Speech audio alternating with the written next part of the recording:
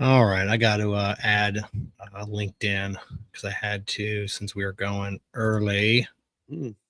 What's going on, everybody? Welcome to another Puff and Ponder podcast where conversations ignite. Care. It's been a few weeks now. Welcome back. Yeah, thank you. I need a stogie myself. A Puff and What do you? Ponder podcast. That's it. Where conversations ignite, but we have to ignite our cigars first. What are you enjoying tonight, Care? Well, I'm going to enjoy a I feel like I'm a little choppy now. I don't know why. My video. I'm going to be doing a Sandela. Oh, right on. And then I think I'm going to do the little bit of deconstructed as well if we go into a second and third cigar. Right on. I pulled out a couple of diamond crowns from JC Newman. I got Nice. a Maximus and the regular diamond crown. They're Connecticut. Nice. So I feel like my there. Well, that's a little closer, but I feel like my widescreen's a little choppy, a little delayed. No, I haven't. I'm not noticing anything. What's going on? Hawk Slings. Sub Hawk Slings. Any related to the Hawk Tua girl? He's any relation to no. Haven't she's been real quiet since that whether she's going to jail or not. Yeah, what was that, her crypto coin or something stupid like that? Wasn't that it? Wasn't her. It wasn't her. She just lent her name to it, but it's fucking yours then. You put your name on something. It is yours. These people, I do feel bad for her. I know she's got a team. How her team, I'd fire everybody. Who thought this was a good idea to present to me. So I don't know. I don't know, dude. I think she's got a team that was like, hey, listen. Have you ever heard her? I mean, her interviews. Bits and pieces. She's not good. No. I think. I mean, anyway. Yeah. We'll leave it. We'll leave it at that. She doesn't really. She doesn't strike me as someone who would be making good decisions. I think it's unfortunate because she's probably getting taken advantage of.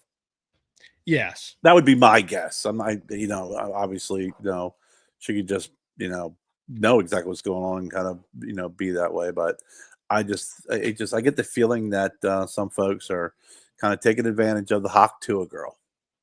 Yeah, that's it. I agree, but oh well. She's a grown ass woman. She can make whatever.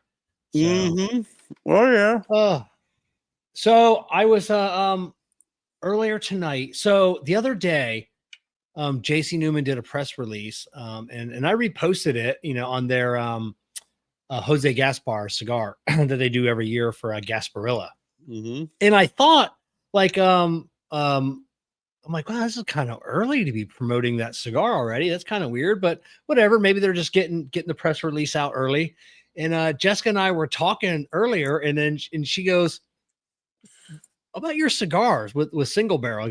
She goes, when is Gasparilla? And I'm like, I don't know, like March or something. I looked up, it's in 10 days. Really? Yeah. So we're gonna miss that. We're gonna miss that release for Gasparilla, which is fine because Gasparilla is just a Tampa thing, anyways.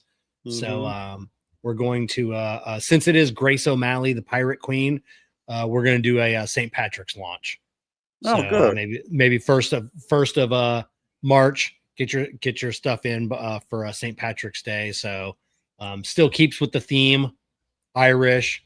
So So we're gonna do that for a. We'll probably launch that and then probably Irish Beard Balm. I'm a little behind on that, so we might launch that at the same time. We might launch that a little early, but whatever. So first of the year, Karen's like, what is it, January 6th, and I'm already behind. I am already behind, bro. It is. I feel your pain. I feel your pain. Today was my day job, our company closes down over the holiday, between Christmas and New Year's. And some of us worked over over the holiday. So Yeah. today was like the first day a lot of folks were back after being off for like 2 or 3 weeks. Yeah. So everyone's trying to get their stuff done, get caught up. Hey, I need some help. And I'm like, hey, listen, today's Monday. Guess what I was doing yesterday? Working on the weekend. So, Yeah. it definitely it had a Monday, everyone rushing to get back and get caught up because there was a lot to do. Yeah.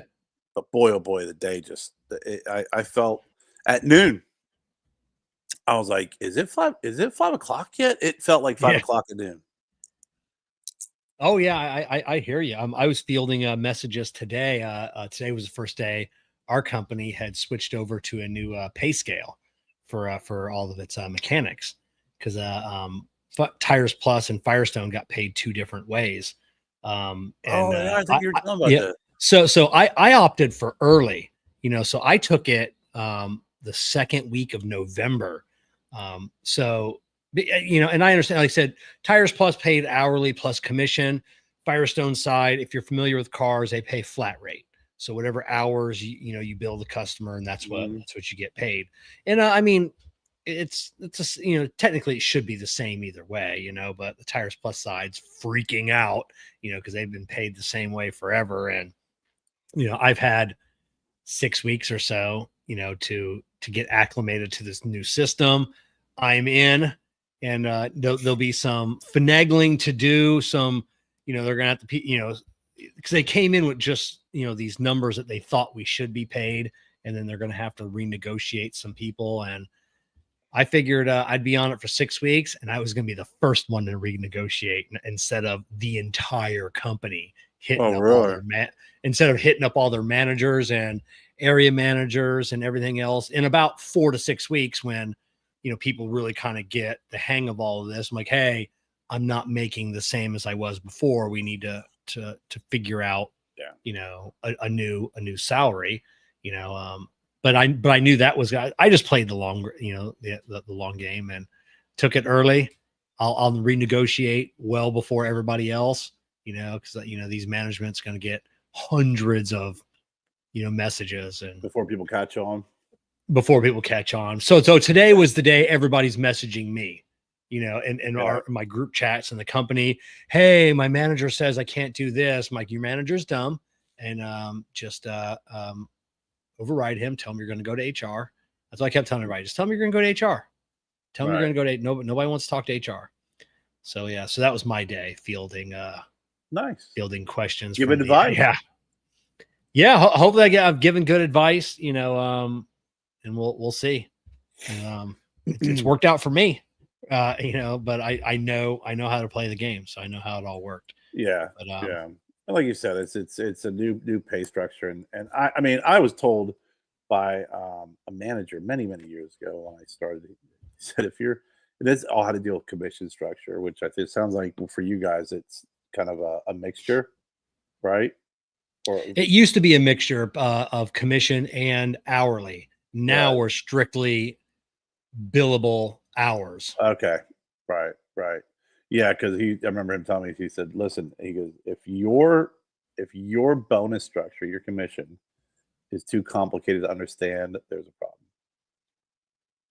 And I dealt with that when I worked in hospice, and when they were like, here's what your quarterly bonus is going to be, and here's what's impacting it. And it was like, here's your quarterly bonus. Here's when it's paid out. Here's how much overall you could possibly make. Here's the explanation. It was like, holy crap. It was so complicated that it really, it just got so ridiculous that I was like, just let me be a rep. I don't want to be a manager anymore. Just let me be a rep and be paid per admission, because that's easy to understand. I get 10, I get $1,000. I get 5, I get $500. Yeah. our old system of pay on the tires, the Firestone side of the company is a lot bigger than ours, than the Tires Plus side. But nobody could explain our pay. I would bet that 90% of all Tires Plus employees and management did not understand how a Tires Plus employee got paid. Like, I'd have other stores, like, if they would hire somebody, they're like, yeah, we're gonna have to call Kevin. He's gonna explain to you how you get paid. And this would be like their store manager. So I would have to explain exactly how they get paid. And then I have to go over it several times. They'll be like, wait, what? Like, let me, you got a pen and a piece of paper? Let's walk this through together. And people will be like, well, this doesn't make any sense at all. I'm like, no, it does not make any sense at all. It is an algorithm. But yeah, now it's easy. About 60% of what you said, Kev. The other 40%, you almost gotta, I'm gonna give it to God and hope that no one screws up the math. Yeah, that's it. At the end of the week, the guys would kind of know what their check is going to be, because your hourly pay was 1 week behind, but your commission pay was 2 weeks behind. And then we have something called a double bogey, which gets taken out of your check. And then it was just. That always makes sense. That was made up. It's like when you start throwing golf terms in the way you're getting paid. I know when you listen. We have a Hail Mary, then we got a double bogey, and then we had the foul shot. Yeah, you start to throw in, but it was funny. Into your pay. It was funny. I was talking to the president of our company the other night. I was messaging him at the cigar bar, and I said, I think our competitors might be stalking me. And he's like, why? What's up? And I go, I come into a cigar bar, and then who sits down right next to me? A corporate level guy for our competitor. And he starts talking to me, and it's just like, this is like, and he ended up being a cigar nerd. Like, this guy is a cigar nerd, but he was just, boy, he was trying hard, asking me a bunch of questions. Hey, your tires, you work for Tires Plus, and we heard you guys got a lot of changes going on. I'm like, yeah, a lot of changes, happening. And, so we're about 30 minutes into this conversation, and he, just saying some things that obviously impressed him. He opened up his wallet and he handed me his card, and he goes, anytime you're willing to make that change. And then, but then I said, don't you have a quadruple bogey? Throwing another golf term out there, so, but I'm like, all right, I'll keep you in mind. So, but yeah, it was, I don't know. Crazy. I just found that a little too coincidental. It definitely, I mean, listen, I am not a big believer in coincidences. I'm not. Yeah. I don't believe in them. When something's a coincidence, it's usually intentional. Yeah, I mean, I've had our competitors reach out before on my Tech Tip Sunday videos. I told you I'm working on a new one, but asking to promote their company or their product, and I'd be like, oh hey, I'm like, I don't promote like during the Tech Tip, but I'm a senior tech for Bridgestone. Like, I can't, even though I don't promote my company, it wouldn't look good to promote another company. So no, if you get too many offers at some point, you gotta give the first pass to the to the home team. Oh yeah, but yeah. So that's how that night went. But nice. Yeah, it was a fun event. We got to see a friend of ours sing, and it was just a good night, just chilling at a cigar lounge, a couple cigars, couple drinks, some good music, some good singing. And actually, this was I was actually the second night this week that I went in there, because a friend of ours is the new general manager. And I went and had dinner at the barbecue place that another friend of ours owned. So I stopped into this cigar lounge. He's been trying to get me to come up there for months. And I stopped in there, and he's like, what are you having to drink? I go, Bacardi and Diet, like always. And he goes, silver or black? And I go, wait, what? You guys have some Bacardi black? He goes, yeah. I go, I have been to bars everywhere, all over this country. I have never been to a bar that has ever had Bacardi black. Really? And he's like, yeah. And he goes, is that what you want? And I go, I want an ounce and a half of Bacardi black and an ounce and a half Bacardi silver, and then the rest Diet Coke. And the bartender's like, you want me to mix them? I go, yeah, that's what I drink. Half and half. I guess the Arnold Palmer of Bacardi, I don't know. It sounds like you're taking an ounce and a half of rum, and adding it to another ounce and a half of rum, and then adding Diet Coke. So explain to me the difference between the Bacardi Black is too strong for me. Well, it's not too strong for me. It'll overpower a cigar. It's not a spiced rum, but it is a bolder rum. A little too bold for me. Higher Bacardi's, alcohol, like does it have a higher proof than a silver? I don't know. Never delved that far into it. But then the silver is too light. The silver is, I end up having to add more silver, to make up for the taste, so I can taste a little bit of the rum. So I mix the two together, and it creates the perfect rum. So I love it, and so I actually had a couple of 2 bottles last year. I had to reach out to Bacardi with the with like the code on there, like the barrel code or whatever, and I go, man, someone overproofed these, because it was like moonshine, and it lit me up when I tasted it. So you had to reach out to them. I'm like, hey, here's the lot number. Like, you may want to look into, this lot, because it is definitely way overproofed. So, well, yeah. Do you drink Bacardi Gold? I do not drink Bacardi. I don't like Bacardi Gold. So I like Bacardi Silver, Bacardi Black, all the I prefer the Bacardi whatever is the one, the Cuban. They make the Cuban rum. What is that called? The Bacardi. Who owns that? That's Havana Club. I like the Bacardi Havana Club.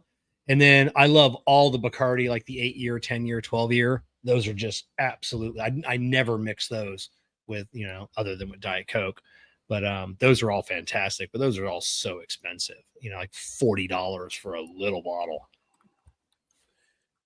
It's kind of funny here, because it's with smoking cigars and everything we do with cigars, they and I wouldn't think about this with the rum, but I'm not a rum guy, but they definitely, looking at the flavor profile, it almost seems like the Bacardi Black is like a Maduro and the Bacardi Silver is like a Connecticut. Oh yeah, you're right on that. And I thank you, Barry. I haven't seen the Oak Heart in forever. I used to drink a lot of the Oak Heart. I'm going to look that up again. Yeah, but yeah, you're right. That there are certain, both are 80 proof. Both are 80 proof. So it's not like Bacardi Black's going to be stronger and put you on your ass. Yeah. Like when I drink bourbon, I've noticed, like, I got a bottle of bourbon from St. Augustine's Distillery, and it's bourbon finished in port cask, and it's 100 proof, 101 proof, whatever. Yeah. And I drink that, and it's like, woo!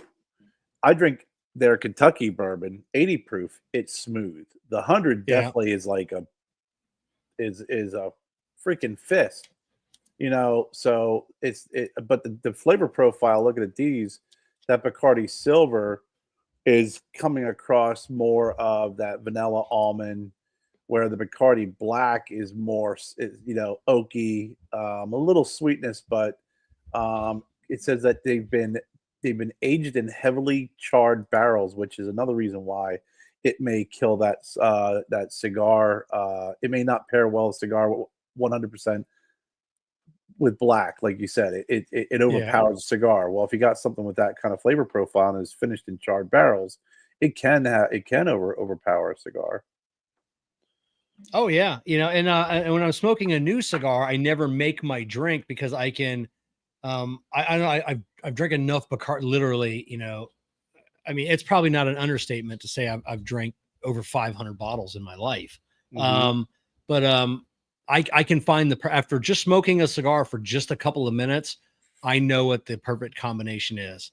Sometimes it could be 2 ounces of black, and maybe an ounce, of silver, or vice versa. It depends on the flavor profile of the cigar. Yeah, just flavor profile of the cigar, and just see how it goes. But well, I can see that. I mean, one of my, I always talk about Paul Gamarian cigars, because they're just fantastic cigars, but they have a lot of age to it. So they got a lot of cedar, a lot of that aged tobacco, a little bit. You know how that some people say it's kind of hay, kind of musty. That aged tobacco has that really that mossy, peaty flavor to it in a way. Yeah. If you drink like a mossy or peaty Scotch, you can't smoke that cigar. No way. Yeah. it would be like just sticking. We might as well go outside and just start licking rocks at that point. So I could understand how a cigar based off of its flavor profile would impact the amount of black in this because in this situation because of its flavor profile. I never had it. I was never really a rum guy. I did rum and cokes and stuff like that when I was younger. Or if it was in I think rum is one of the shots that's in Long Island iced tea.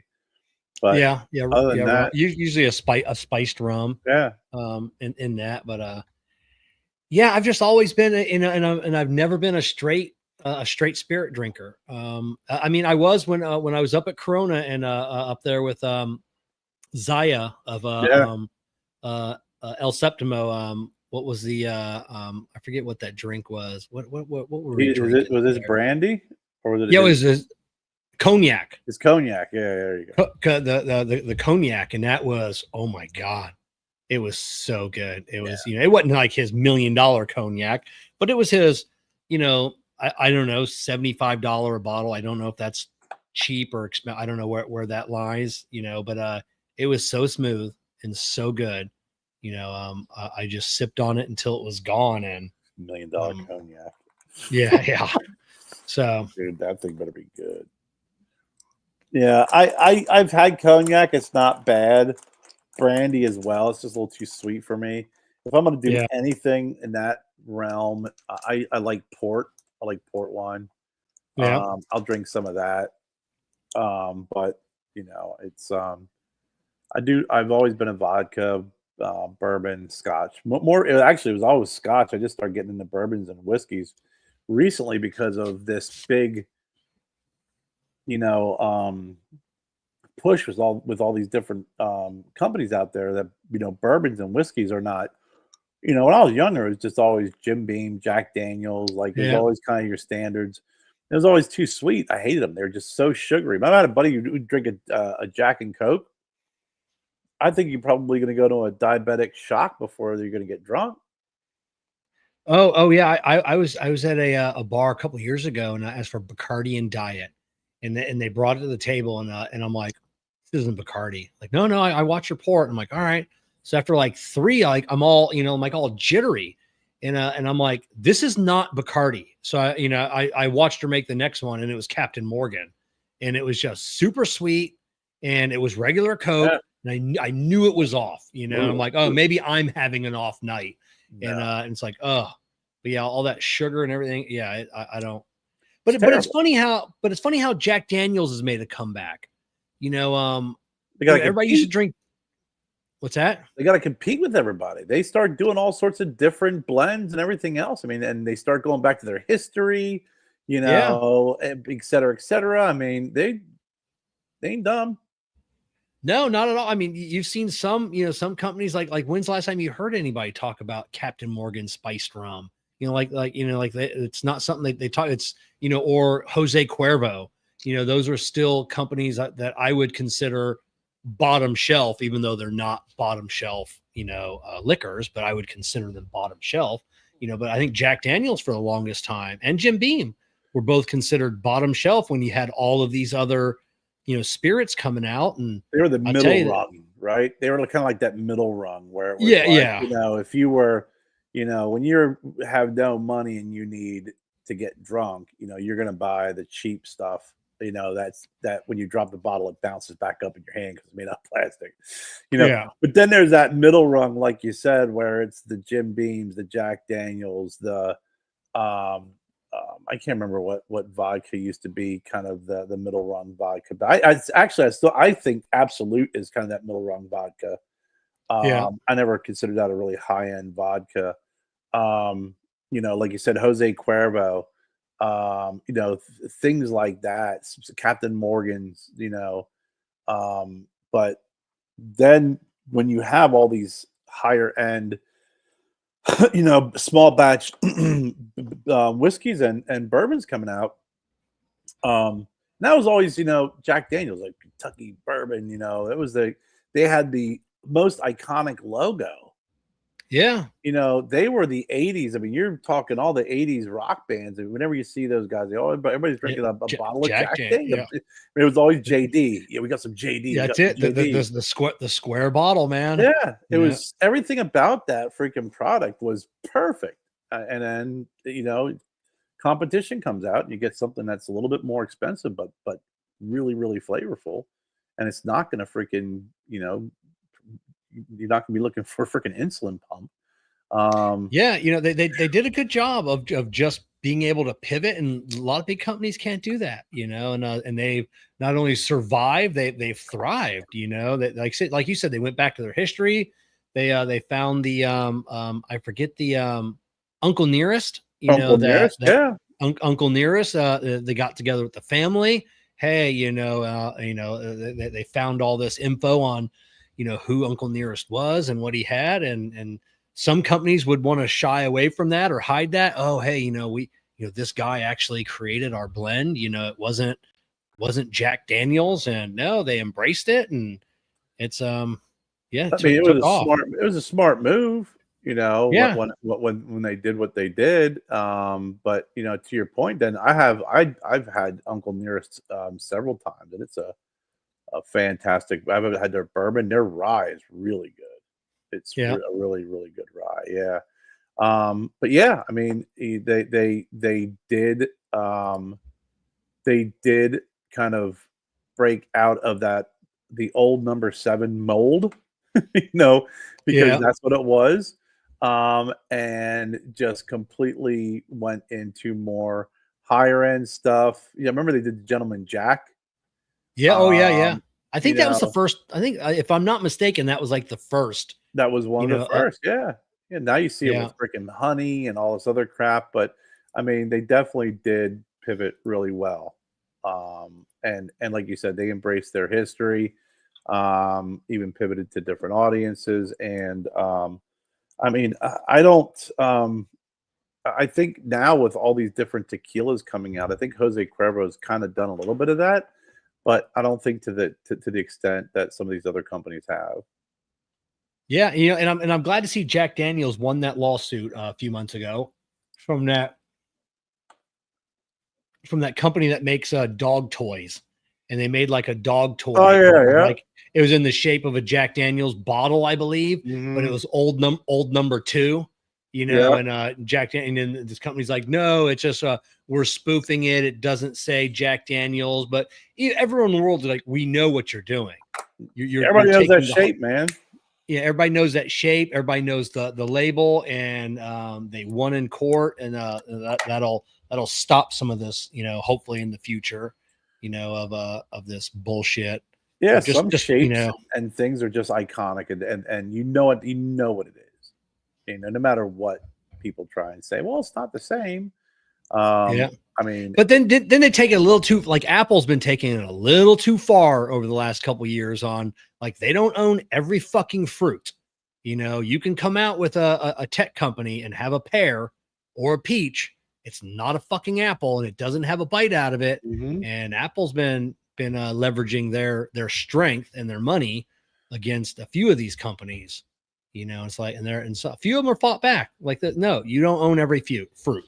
You Right. own an apple. You own an Yeah, apple.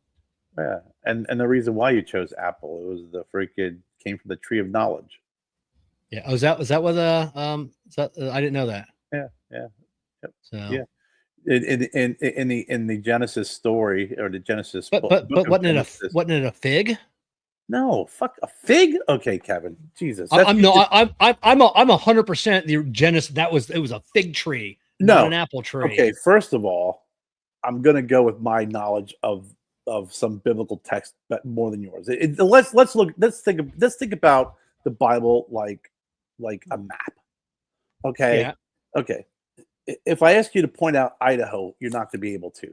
If I ask you I can't. about I've seen it on the potatoes. It if has the it has that long slender thing that goes up the left side. So I know. if we talk about the story in Genesis and you're pointing at a fig tree, you're probably not reading the proper Genesis.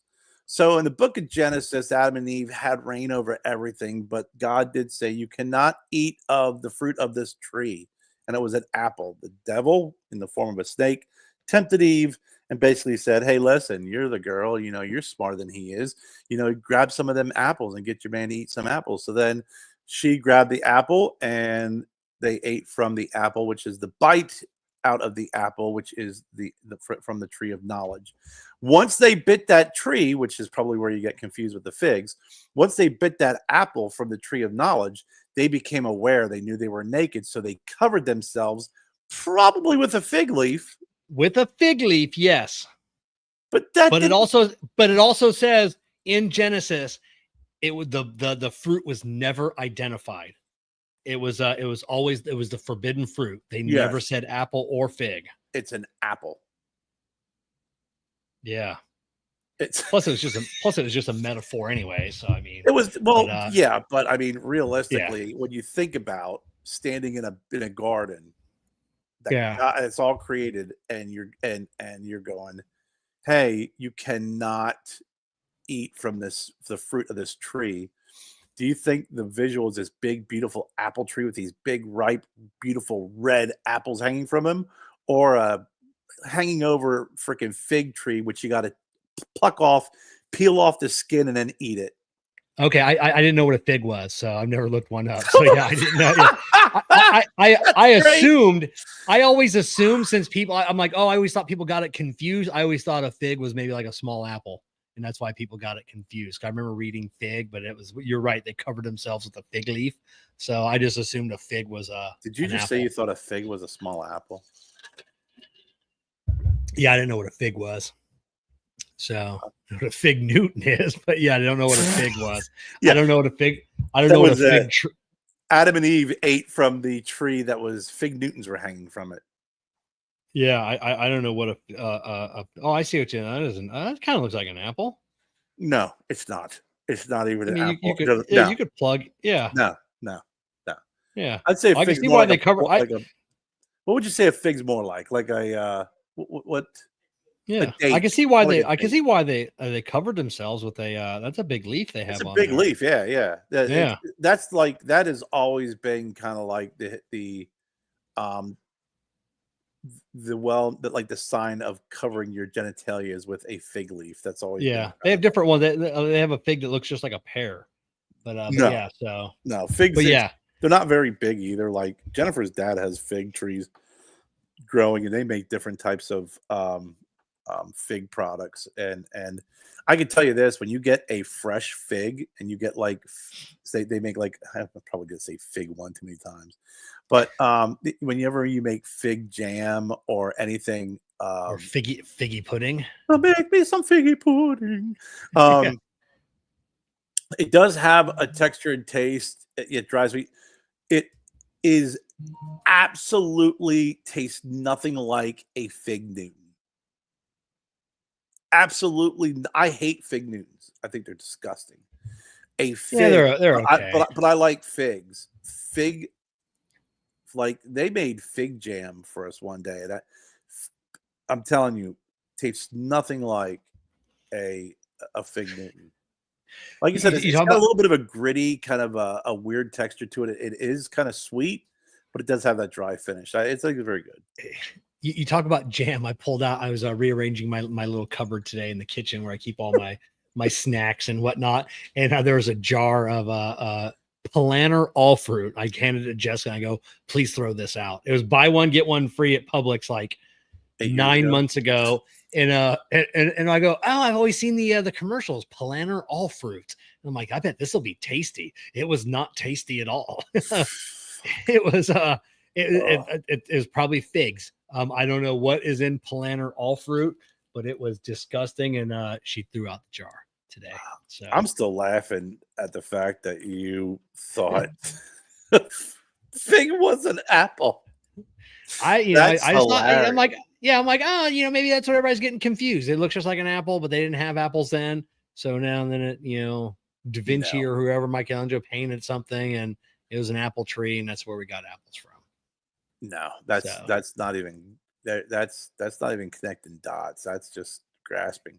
But the old, like, that's the old thing, or the old like symbol or kind of the traditional fig leaf was to cover the genitalia because Okay. they're bigger leaves. But yeah, they did not eat from the tree of knowledge of figs.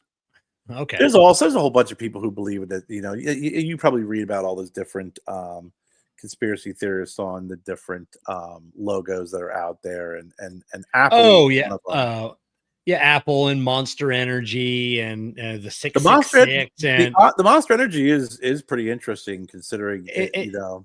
it is pretty interesting. I was watching a conspiracy, and now I'm 100% today on the Las Vegas guy, the Tesla Cybertruck that Oh blew up yeah, oh, that guy's still alive. yeah. Guarantee it. Guarantee He's a Green Beret. Green Beret. He chose that Cybertruck for a reason because he didn't want to cause damage. He was he had reached out to Sean Ryan, Joe Rogan, all of these shows. He'd sent them emails. He had proof that all these drone swarms out in Jersey were gravitic devices, and then he was pissed off that What's a gravitic device, Kev? For all those a device that works off gravity propulsion instead of like motors or anything else. It right. Uses the quantum whatever. But yeah, he's reaching out to everybody, and then they came out, and I guess the Department of Justice says they had to do a DNA test on the body, and the DNA on the body didn't match his son. So now they're thinking, oh, he found out his son really wasn't his, and now he wanted to cause damage. And now other people will be like, no, that's because the body's not his, so yeah, it's not his. And, when you got a 23-year Green Beret, Army intelligence, you think he's going out like that, shoots himself with a Desert Eagle, no, you shoot yourself with a Desert Eagle to create the most damage. So we also talked to the flash that would have made a big flash in the cab right before the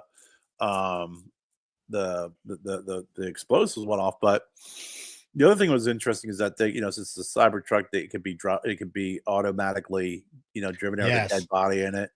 I did hear that, and I am kind of like you said, I've dipped my toe in it only because Green Berets they are definitely a different breed. They're not only physically tough, but they are psychologically at a different level than a lot of the special forces. So when I start reading about this theory, I was like, it makes sense. I mean, it makes you wonder. That it does. Want to give a big welcome to Jeff Judd. I want to welcome everybody for watching, for listening tonight. Jeff Judd is he's new to the cigar game, Kerr. He is a rep for Big Sky. We had Brandon Marsh on the show a while ago, so he's new to the game.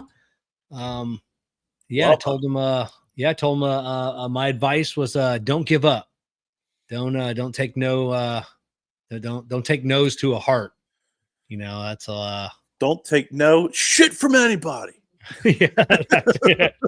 So yeah, it's but yeah, it is definitely it is a tough environment, this cigar industry. I mean, it is. I mean, I was just talking to Dr. Rodriguez about this the other day. We were chatting for a while.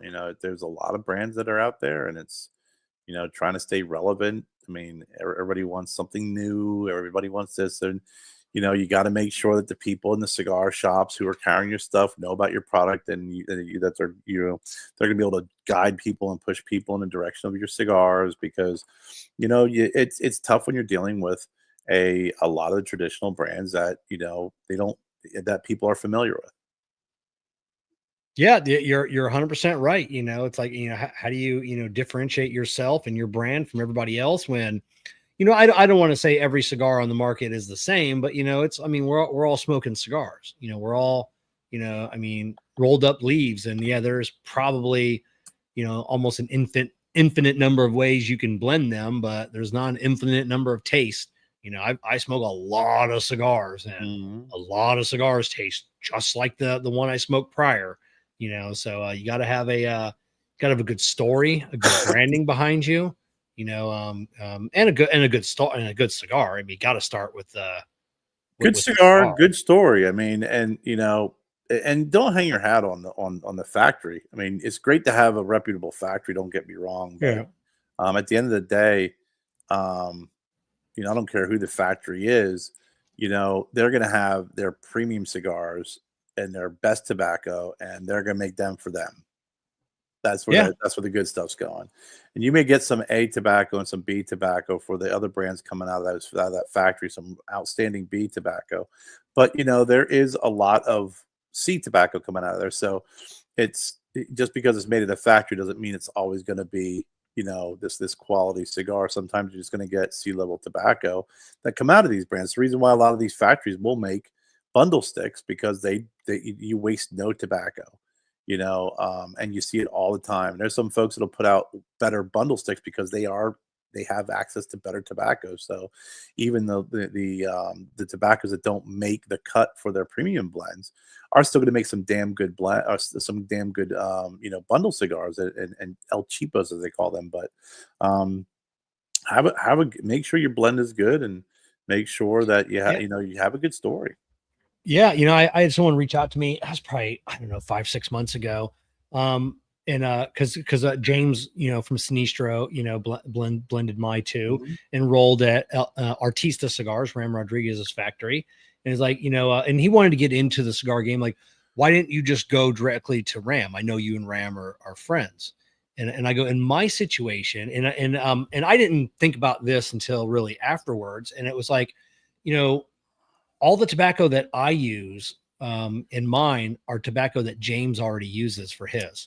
So, to peel off a little bit of his tobacco to make a couple of thousand cigars at a time for me is not that really of a big of a deal. So if you're going into a factory and you want, new blends, new tobaccos, how are you ensuring that quality and that consistency time and time again? I'm assured that quality and that consistency because it's already being used. It's not the same cigar. He's got tons of cigars. We, blend different tobaccos with what he is currently using. And I'm guaranteed to always have a consistent supply of the exact same tobacco because a much larger company, like I said, like, Sinistro, they're buying in bulk, and like I said, it's nothing to peel off a little bit for me since, since we're friends. So, you're a good guy. Yeah, you're a good guy. Yeah. Super good dude. So I got to ask you, Kev. Yeah. I want to dive a little bit deeper. I'm gonna change directions here because we're getting into the pro football playoffs, right? And pro football is but we're getting into the college football playoff picture here. I mean, it's right around the corner. Some would say a big upset if you look at this rankings: Ohio State over Oregon. Tell me, do you think that was an upset? I don't think it was an upset. I mean, or I know Oregon was favored in the game, but as you know, it's tough to I'm beat. asking what you like. Because you mean, like I said, you can look at rankings, you can look at Oregon. To me, I mean, technically, it was an upset since Oregon was favored to win. So yeah, Ohio State won and won handedly, so it was definitely an upset. But I was a little nervous coming into the game, but I knew, I knew two things. It's hard to beat an opponent twice, in the same season. 100%. And Ohio State wanted it because they lost at the end on a bullshit play the first time around, or bullshit call that they changed the rules for after that. Because of that game, they've changed the rules. So Ohio State wanted it, and they wanted it bad. I didn't think it was an upset because I don't know why Oregon was favored, because to your point, the biggest factor is this: I think Ohio State, barring the Michigan game, because Michigan's awesome, but that's tough. I mean, that's a tough.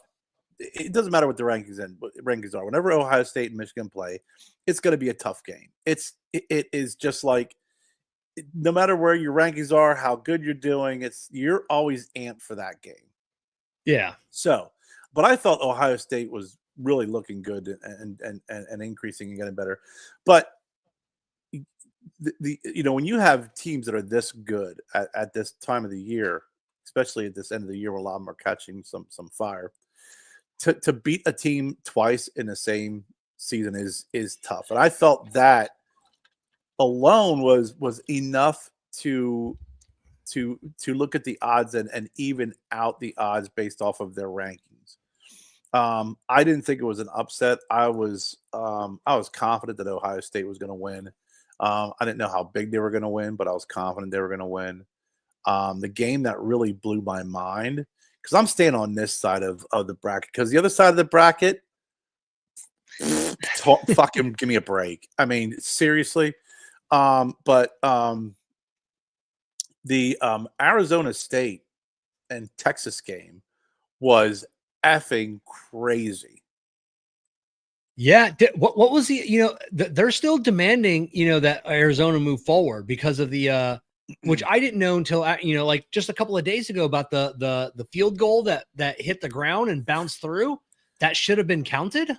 I looked around and I kept looking up that rule. And as you know, things are different now than they were even 5 years ago. When you look something up, it's like you're going to find all sorts of bullshit, or non-answers to it. So I'd really like to be able to, see exactly what the rules are, because I never knew that. I never knew that if the kick is deflected, and it bounces through the uprights, it counts. Yeah, no, I never knew that either. But you know what, Kevin, I'm wondering, would this fall into the realm of a drop kick? Remember the old drop kicks? Drop kicks bounce off the fucking ground and you kick it. Oh yeah. God. So you know what I'm saying? So I'm wondering if it's, but it was that running back. I mean, Jennifer was asking me, he looks pretty good. I said, do you realize what that dude did on that night? What the hell's his name? That freaking Scattaboo. The dude ran for over 150 yards, whatever. He threw like a couple touchdowns.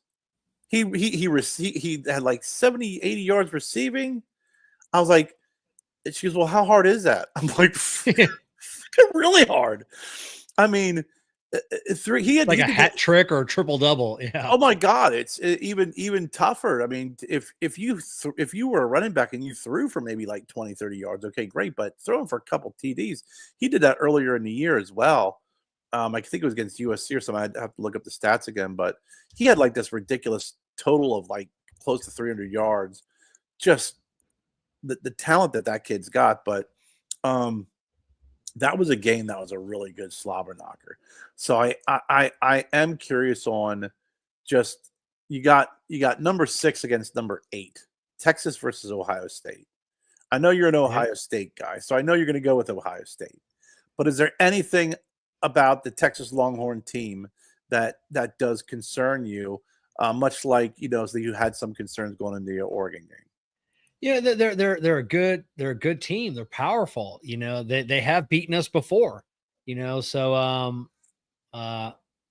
yeah, it's that's going to be a good game. But these last 2 Ohio State games coming out of like in the first drive, getting a touchdown and then backing that up and then going into halftime 30 points ahead, in two games, that's just.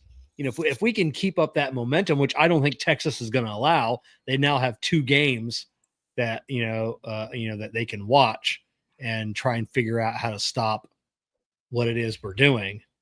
So I don't know. It's but it's getting closer. So obviously, I think we can. I think we can do it. And I think this is going to be a harder game. I think it's going to be closer.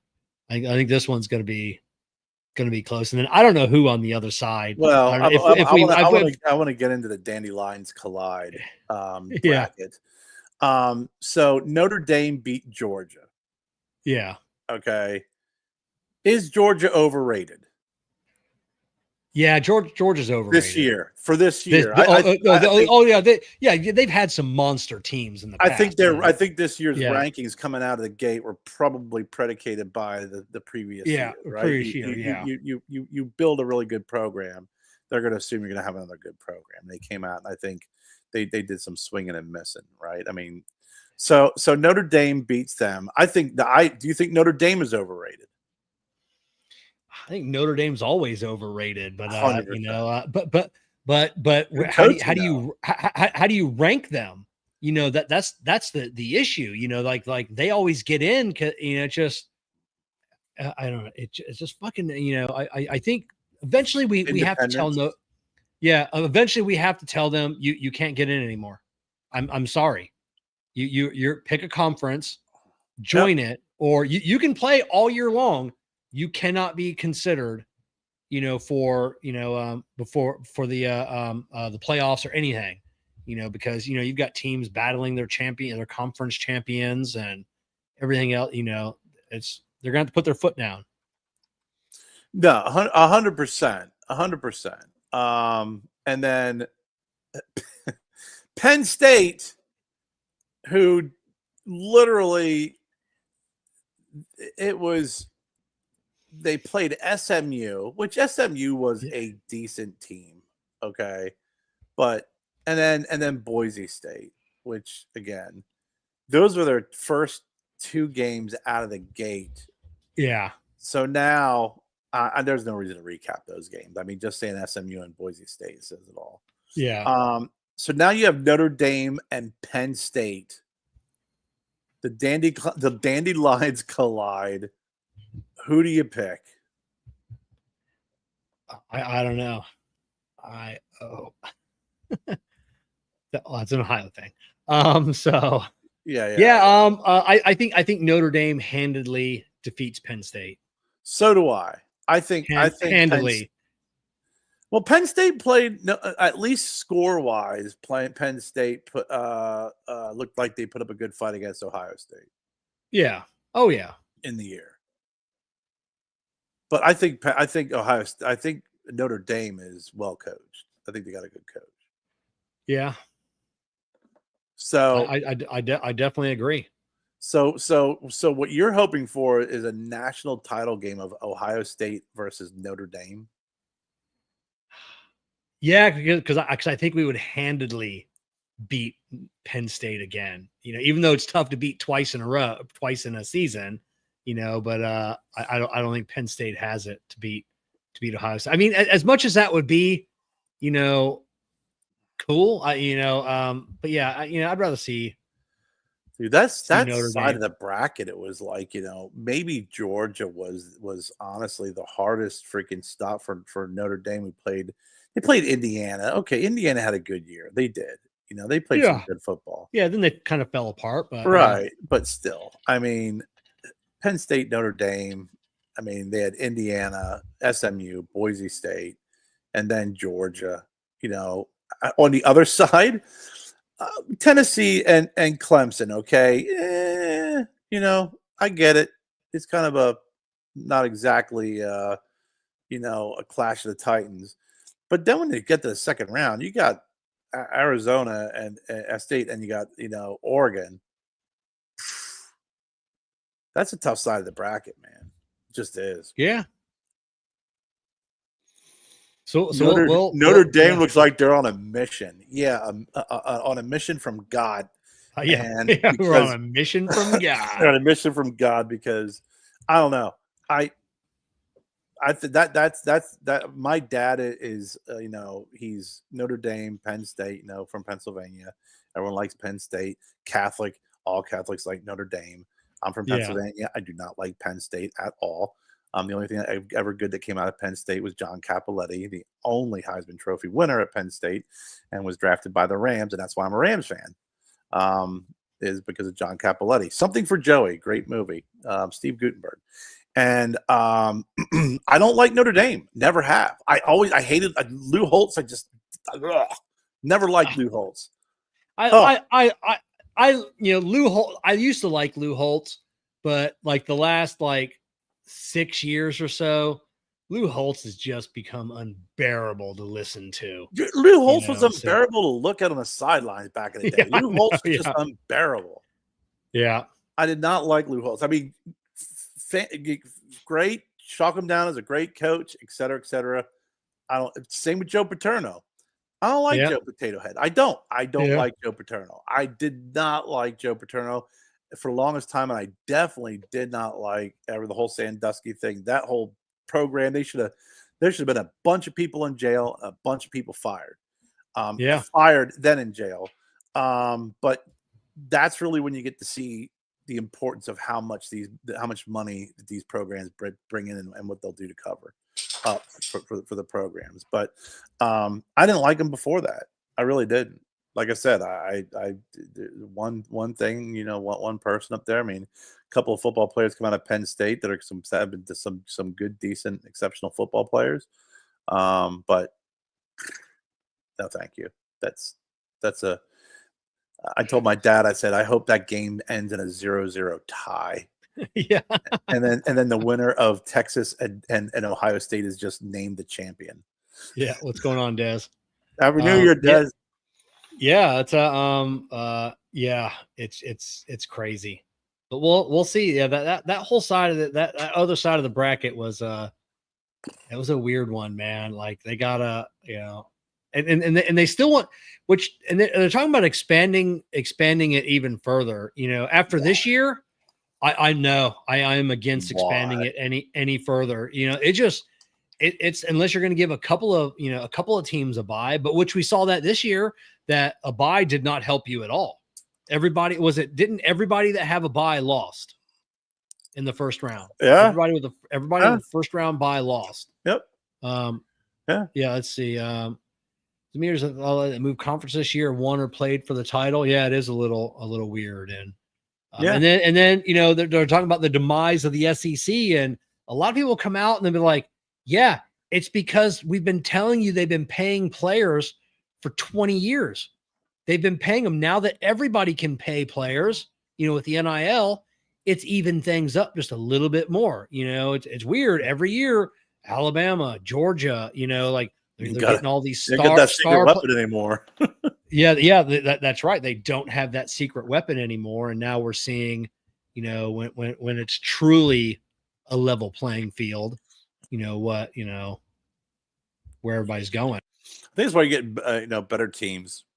It'll be interesting to see who's going to go to North Carolina to play for what's his face, coach from New England. Oh yeah, Belichick. Yeah, he's what's he doing now? He's he's going to North Carolina. Yeah. Oh, that's right. North Carolina. So I'm saying, I'm wondering, North Carolina and Duke, both of those football programs up in North Carolina, they've been growing and have been doing well over the last couple of years. It'll be interesting to see what name recognition and folks will end up going to North Carolina to play for Belichick. Yeah. You could conceivably see, you could literally see, especially now, now with this portal and NIL, you don't have to wait for a recruiting class to come in and wait and see how they develop over the next 2 to 3 years. You could be good next year. Yeah.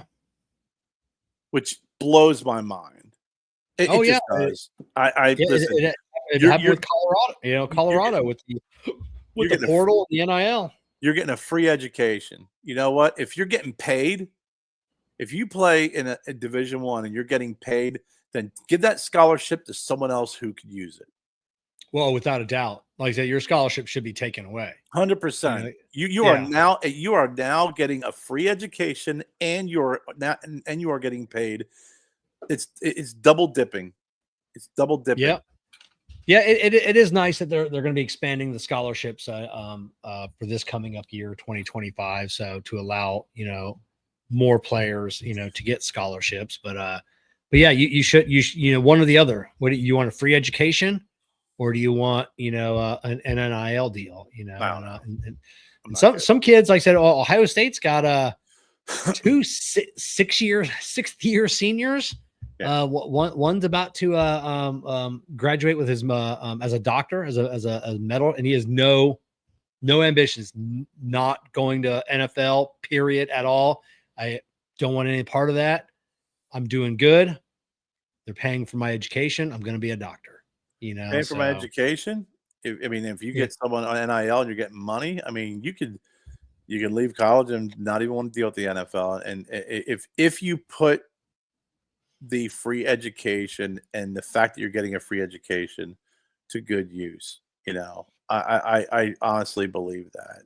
You know, I don't know. I got my thoughts on student athletes and the utilization of these scholarships, and I get that this brings in the money for the program. I get it, but you also have your student body that chooses that college, um, and they're paying their money to your college because of that program as well. So yeah. it's a decent balance there, but um, it'll be interesting. Pivoting over to the NFL, I don't know if you follow the NFL very closely, Kevin. Not? Not as closely as I do college, but I know it's going. I mean, I know my Dolphins. There's no way they're going to the Super Bowl. They go to the playoffs, so yeah. you got to I make know. the playoffs first to go to Super Bowl. Yeah. And in order to make the playoffs, you got to get out of the basement and not lose to the Jets in the last game of the season. So Yeah. that's kind of a double whammy. But the Chargers are playing the Texans. Yeah. So this is the wild card round. That's going to be interesting. It's these divisions that they have in the NFL. I keep up with the NFL stats, but I don't watch a lot of games because they're ridiculous. But there's been a couple of divisions that have been really, really horrible week. The AFC East, the Bills are just dominant. The Dolphins really, you know, they got to do better. I Yeah. mean, but that division and even the AFC West with the Chiefs and the Chargers and the Broncos, they had 3 teams from that division make it to the playoffs because they all have more than 10 or 10 Yeah. or more wins. The Ravens and the Steelers made it, and that the Steelers team, I'll tell you what, I wasn't really sold on their coach for the Steelers. Can't think of his name right now off the top of my head. Was never really sold on him at Tomlin. Wasn't sold on him. Mike Tomlin. Yeah. Mike Tomlin. He got a great team from Cower. He kind of struggled a little bit, but I got to tell you, over the years, he's been very consistent with keeping the Steelers competitive and keeping them, in the run. So I got to walk back, some criticisms of Tomlin, and I think I got to concede that he's a pretty damn good coach, but them and the Ravens are making it. The part that cracks me up is the Bengals, which really had a hard year. Burrows is that they're considering him in the MVP run because of the year he had. Could you imagine having the year he had? He had like close to 5,000 yards, like less than 10 interceptions, 40 some TDs, and you're 9-6. Yeah. He's always going to be a Buckeye to us. He's always going to be a Buckeye. That dude just produced a great year. And then when you got the Colts, the Texans and the Colts, and then that's a tough league. But the National Football League, the Eagles and the Commanders, the Rams, which I'm a fan, that division was a brutal division. Between them, the Seahawks, and the Cardinals and the Niners, it was like for the longest time, it seemed like every team was afraid to be in first place because as soon as they're in first place, they'd lose and drop.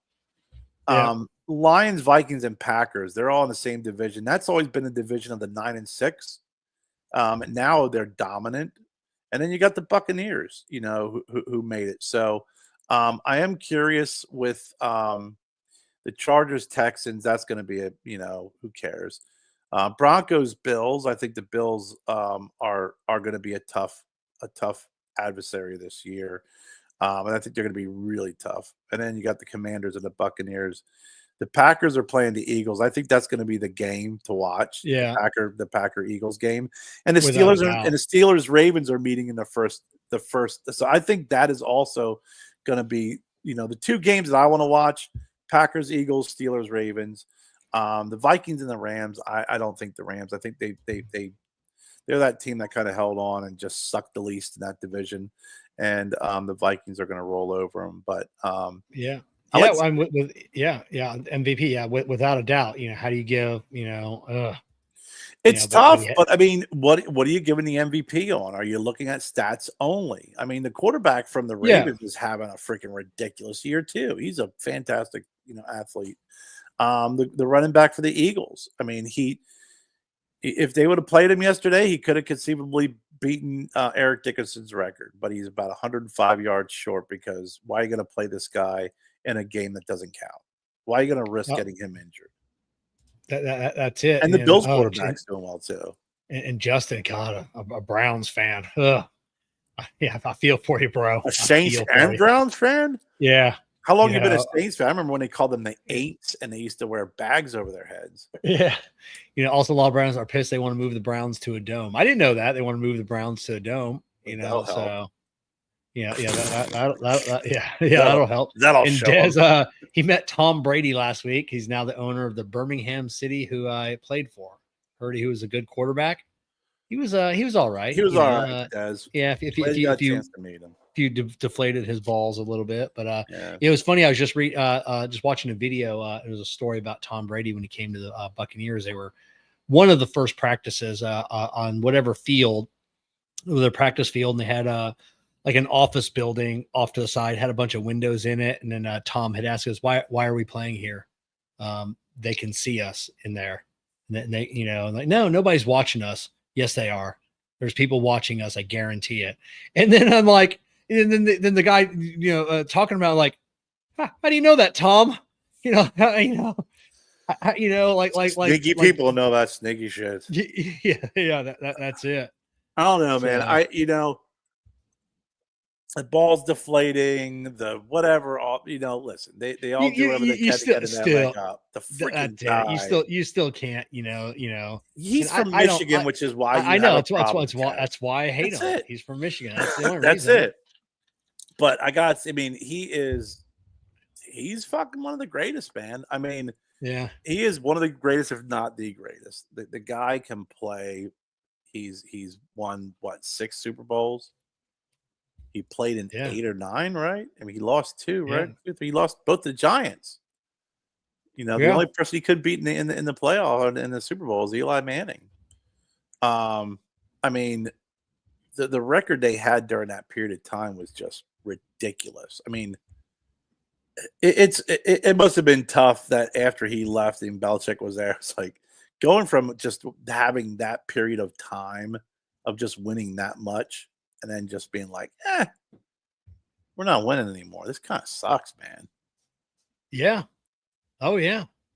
I mean, I'm not a big Patriots fan by any stretch of the imagination, but I call like I see it. I just don't like Patriot fans. I just don't like Patriot fans. Oh, yeah, there's that. Yeah, I'm with you on that. I mean, there's some hardcore fans out there, but Patriot fans are just the fucking worst. Mm-hmm. They are the worst. So nothing I love more than to see their team do shit. Yeah. I don't think any of this quote unquote cheating that Brady and the Patriots did. I don't think that is going to give them a significant leg up on any of these teams. I think if it gives you a slight advantage or whatever, fine. But at the end of the day, you still got to play football. Yeah. You just have to. It doesn't matter if they're stealing your fucking your signals. You got a little less, you got a better grip on your football than the other guy. Play football. Stop you still got to score. You still got to throw it, and someone's got to catch it. Fuck and yeah. Somebody's got to run it. If you got a better grip on the football and you throw the football, do you think that that's going to make the freaking D-back or the safety that less effective? No. If you got a good safety or D-back, great. Now they're going to be able to intercept the ball or block the ball down. If they're struggling. I think Browns have a jail at the stadium the Eagles too. The Eagles. Yeah, they do. Yeah. I think they have a judge and everything there. I think that they were like, they were processing people there and kind of cutting down on travel time and court time. I mean, the 700 level. My dad used to talk about going to Browns games back in the 70s, 80s, nickel beer night, people just getting bombed, Oh, yeah. for a nickel beer night. It's We went to the Eagles game after they had the snowball throwing incident where they were throwing snowballs yeah, at the everybody had signs up called this, and they called it the sober bowl because they didn't serve alcohol at the game that day. yeah, And there's nothing worse than the tailgaters getting drunk. It was almost like they were angrier that you took the beer away from them, the alcohol. yeah. Um, but Well, I, Cleveland's got the courthouse is across the street. It makes sense. yeah, And the then Eagles. I don't know whatever stadiums have a jail. I'm sure there's probably some of the older stadiums that probably still have it. Well, it depends on the team too. I mean, you get some of these teams like the Eagles. It was guaranteed in the fourth quarter of the football game. If you are at the 200 or 300 level and you're looking up at the 700 level, you'll see it'll look like ants, right? Green ants, and then all of a sudden you'll see these yellow ants, which are the security, kind of Yeah, join, and then all of a sudden they'll clear and there'll just be a big empty spot. Guaranteed that there's going to be fights. In the fourth quarter. It's just the way it is. oh So, yeah, I mean, I remember when Philly did that, and it's looking here. It was Veterans Stadium, the Vet. Woo-hoo. That was an old that field there, man. It ain't like this new Lincoln Memorial, the Link. The Vet yeah. was, that was the old school type stadium. But yeah, that was it was Eagle games. I was just talking to someone about it when they said about booing Santa Claus, and we were just at the Torch Cigar Lounge. We haven't gotten out in a while, so we just decided to go down to and visit our friends down at Boda Cigars, and then we went to Torch, and the bartenders from Philly were talking about it. She's like, they weren't really booing Santa. The whole story. She could give me the whole story, and I go, listen, don't defend them. I said, Yeah. I was at an Eagles game when they had kids doing a punt, pass, and kick competition, and they booed the kids. So, Yeah. They booed Santa, fine. I said they booed a bunch of little kids. They missed the freaking field goal. I said they got booed. I said, so that was that's what you get in Philly. That's it. We got Walter, at least the Bears, and then like Dane comes in, the Bears. Yeah, everybody knows the Bear. I think Bears fans, like, I think they take it harder because I think the average person, football fan, I think, like, they respect the Bears. Bears had a legacy. I love the Bears. They've had a couple of Ohio State quarterbacks in the past. One of a recent, I forget his name offhand, recently, but I don't know. Just I grew up with the Bears. I've always been a lifelong Dolphins fan, but Walter Payton and that whole crew, and that's just that's a legacy. I'm like, so being a Bears fan, like that to me, that's the coolest thing. Being a Bears fan, that's awesome. The You guys Bears have of the such a '80s was a tough team. That was yeah.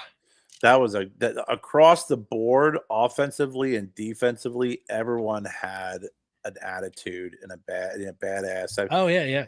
Even Mike Jim Ditka, McMahon was just like yeah. freaking. That dude was the guy who wanted under center. Walter Payton. Oh yeah. Just was. Yeah, CJ Stroud. That's what I was thinking of. CJ Yeah, Stroud. Walter Payton. For the refrigerator. Perry. I mean, McMichaels. They had the best linebacking core. They had Wilson, Singletary, the best rap video on best MTV. horrible rap video. Gary Fensick was their safety. They called him Clean Dirt. I think he was from Yale, right? I gotta look that up. But he was like this freaking, little white dude who looks like he's an accountant, and he's like freaking leading with the helmet. Like that dude just hit like a freaking missile. but they used to call him Clean Dirt back in the day. But yeah, that whole team was just it was a team of very charismatic folks. Um, Yeah, but it was a whole team. I grew up with the Dolphins, which had good teams, but you had Dan Marino, you had Troy Aikman, you had Joe Montana, which you did have other supporting cast Montana's there, awesome. but those are the ones like none of us are naming like the entire team. Like the Bears had Yep, like they were everybody was a rock star on they the were. Bears. Like everybody could name multiple players on the Bear. And I don't know, honestly, if there's another team that you can do that with, maybe super diehard, NFL fans can do that. But I think like your average NFL fan that watches, like the Bears is like it.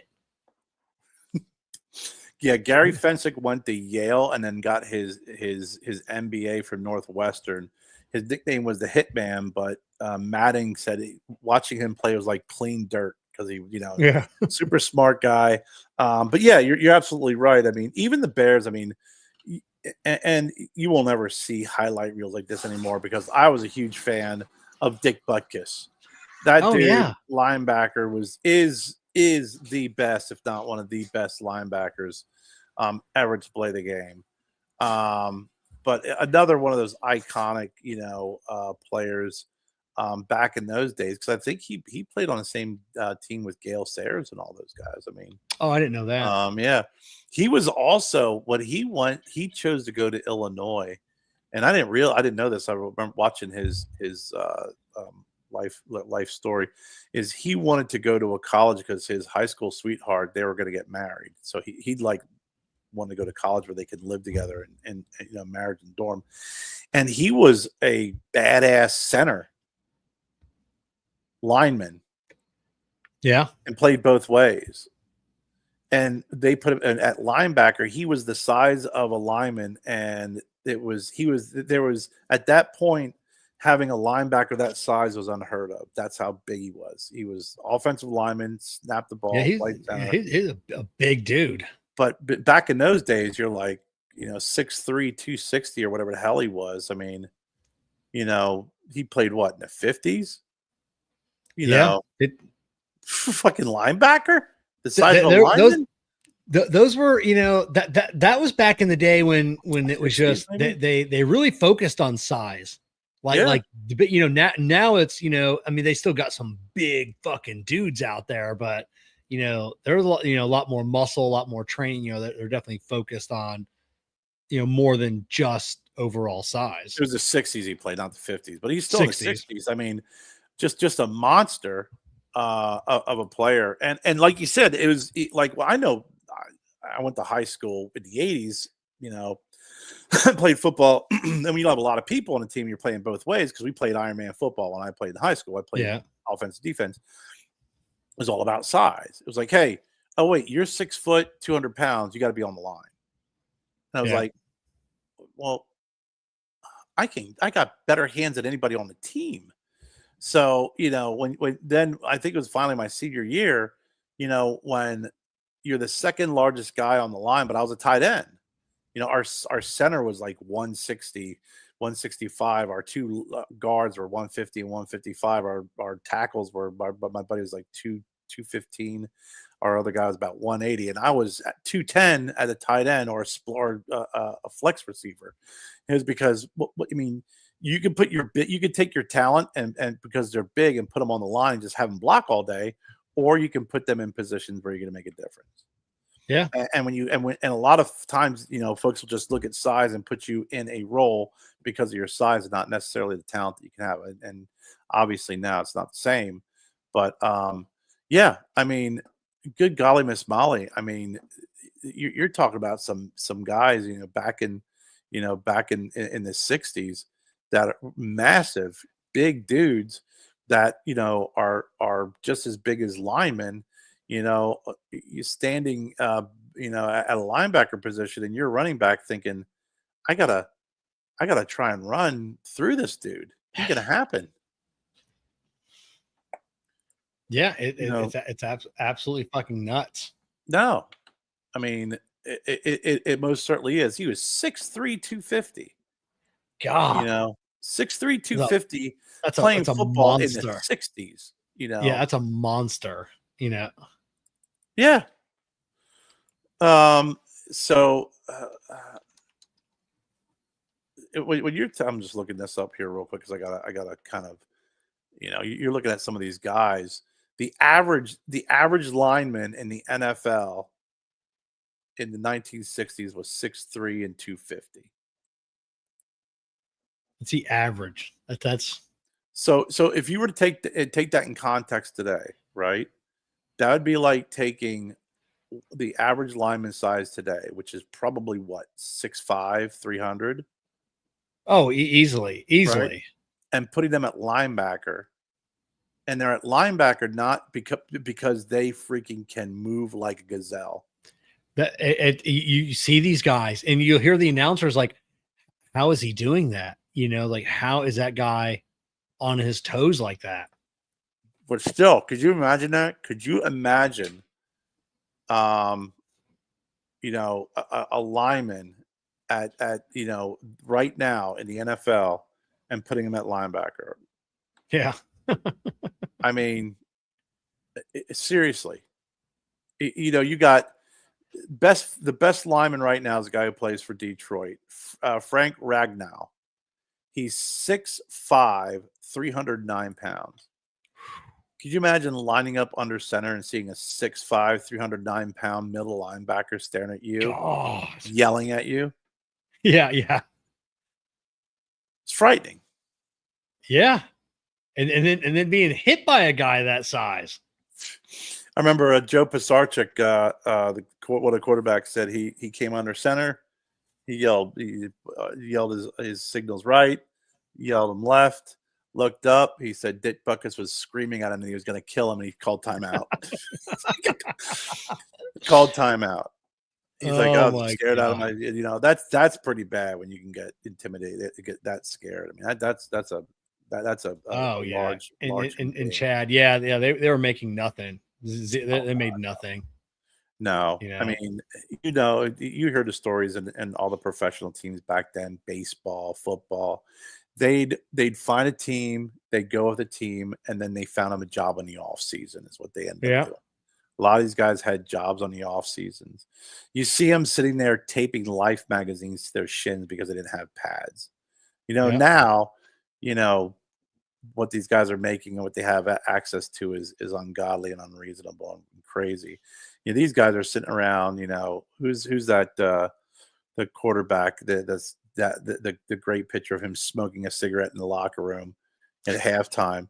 Freaking taping magazines to their shit. You just look at the I followed at the beginning of the college football, just the college football season, the locker rooms, and I've seen like the Dolphins locker rooms and the Patriots, like the amenities, like the lockers they have. They have full size. Like you go into Ohio State locker room, you have a full size like lazy boy. It lays down. You've got all these beautiful. Then you look back into the 60s, 70s, 80s, and like the guys are sitting on metal chairs, Yeah. in the locker room, getting their pep talk, at halftime. And it's just, they You had had a cubby nothing. hole. You had a cubby, Yeah. and Yeah. it was your typical locker. Your cubby. Yeah. Blah, and then, excuse me. That was I remember my buddy Gene. He played football at Virginia, and I played at Division III. And we used to laugh. And I was like, "Yeah," I said, "Our locker room was on the bottom of the main building." I said, and it was like everything was wooden. It was the old traditional, everything exposed. He's like, "Ours had carpet. Ours had locks, doors. I had my number on it." They had their own cafeteria for the football team of Virginia, Oh, their own dorms. Everything was separated from everyone else. And I was just like, yeah, we used to get dressed in the locker room, and then we had to walk like 6 blocks to the stadium or to the field where we played, and we walked through a not so good neighborhood. Yeah, I was just watching an interview with Charles Barkley, and he said back in the day, like at the end of the game, that the players would take showers with their uniforms on, Well, he busted and his to balls about that. to wash the uniforms. And I did like a little Google search, and there are other players that have said the same. They came to his defense and like, yeah, if it was you had to get on a plane or you had to get on the road, Yeah, you either played in a stinky uniform or you washed it. they busted his Uh, balls big time on yeah, that. But Charles, yeah, that's what when you see him on that crew, he's got some age to him. People don't realize, Barkley played a while back. I mean, everybody remembers Charles Barkley of the Suns and everything else, but he was yeah, around. He's been around for a minute, back in the yeah, Sixer days. He was still around when Dr. J was playing. yeah. So but yeah, I mean, it is amazing. But I even looked at the progress at my college now. I mean, a couple of years ago, and the progress that college made. I mean, even the coach is like, you're not walking through. I mean, Kevin, I kid you not, we used to walk to the field, because we didn't have a locker room at the field. So we used to walk to the field, and we'd walk through a neighborhood, and there was crack vials on the ground, the neighborhood that we walked through. And then we had to start taking a different route, because the one route we would take, the guy would always get pissed off, and he came out with a shotgun a few times for people walking across his lawn. So that was we walked from our school to the stadium that way. And then what was even better was my junior year when we played for the in one of the championships, the ECAC championship. When we walked to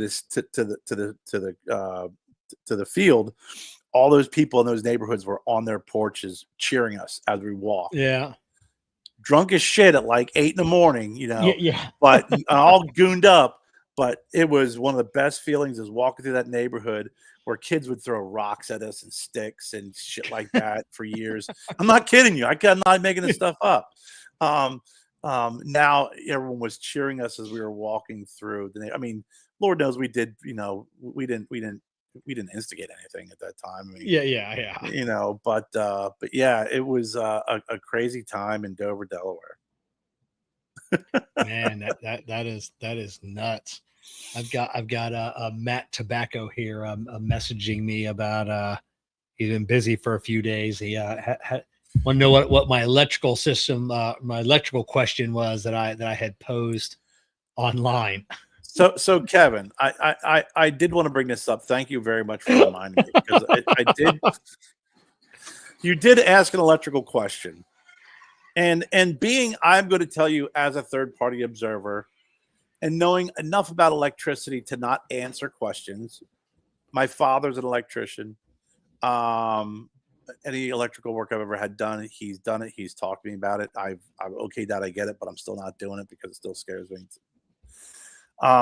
Anytime someone gives you advice where it says, it looks like, I think, and I would assume, and you're dealing with electricity, ignore that advice and get a professional electrician.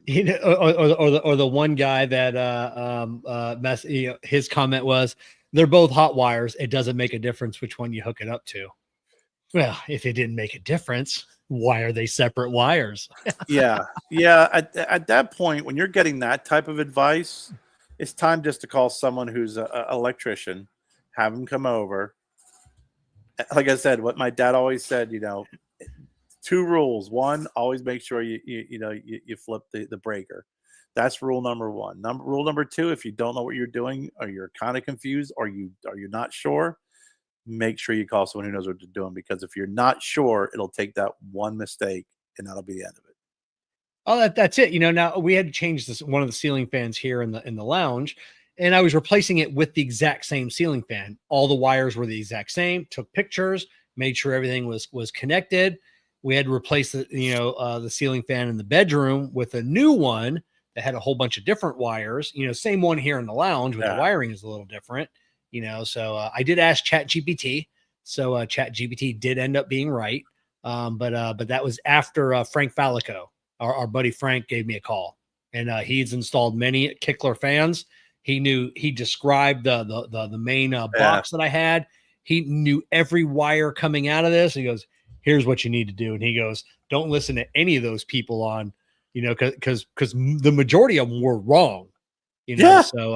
So yeah, he walked me through it. And then I had messaged a buddy of mine who is an electrician that lives, one street over, but I didn't hear back from him, and I really don't want to bother him. He's a God-fearing man. It's Sunday. No way was I even going to allow him to come over, not Right. on a Sunday, not to do some bullshit work for me, on a Sunday. So I know that's his day, but he messaged me later on after he saw the post. He goes, oh, is that all you needed? He goes, I had to come over for that. I'm like, I'm not having you come over on Sunday. So, but Just yeah, it was don't bring just don't offer many of those figs from the garden. yeah. So, but yeah, if I was just surprised really at how many people chimed in. I think just to hear some people made a funny comment. I did. Like Chad, just cut the red wire. That's always right. There were comments like that were just funny, but there other people were given like legit advice, or other people like giving advice and like, as far as I know, that's the correct. Wait, what? Yeah. No, bro. No, I think I put down. I think I said, "Don't flip a coin" or something like that. Yeah. Again, I was like, I'm gonna make a joke, and that's where my advice on electrical stuff ends. I mean, at that point, it's not gonna happen because, um, I guarantee you, every one of those pieces of advice, that you were given probably had I think maybe, or to your point, it looks like, Yeah. you know, and when you start getting those responses and those types of pieces of advice, probably, Yeah. no. It looks like, you know, like you said, they're both hot, so it doesn't matter. Yeah, exactly. And then like, and this one was, and this motor burned out because after I took the cover off, I found out the guy that installed it, wire nut, the hot wire poked through the end of the wire nut, and apparently over time, it touched something it wasn't supposed to touch, and it shorted out the fan, which was irritating. But Am I allowed to luckily pick on people? Am I allowed to pick on a comment or two, Kevin? Yeah. Oh yeah. I love I would use a multimeter. I'm not an electrician, but logically speaking, I would think, move on. Yeah, but they're both hot.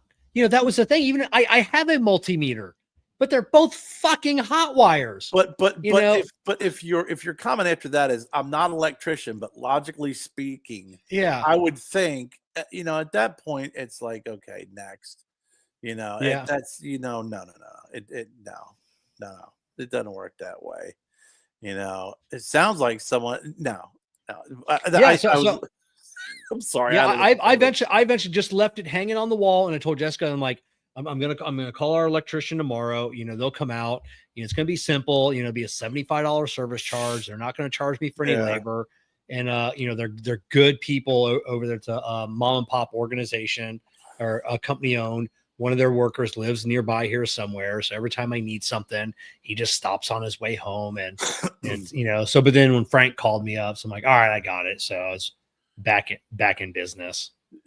Jennifer got a light. She wanted to get this light for the kitchen, and she wanted this really cool looking molecule light where it's a center light, and then there's posts that come off, and there's different lights in different directions. It looks like yeah.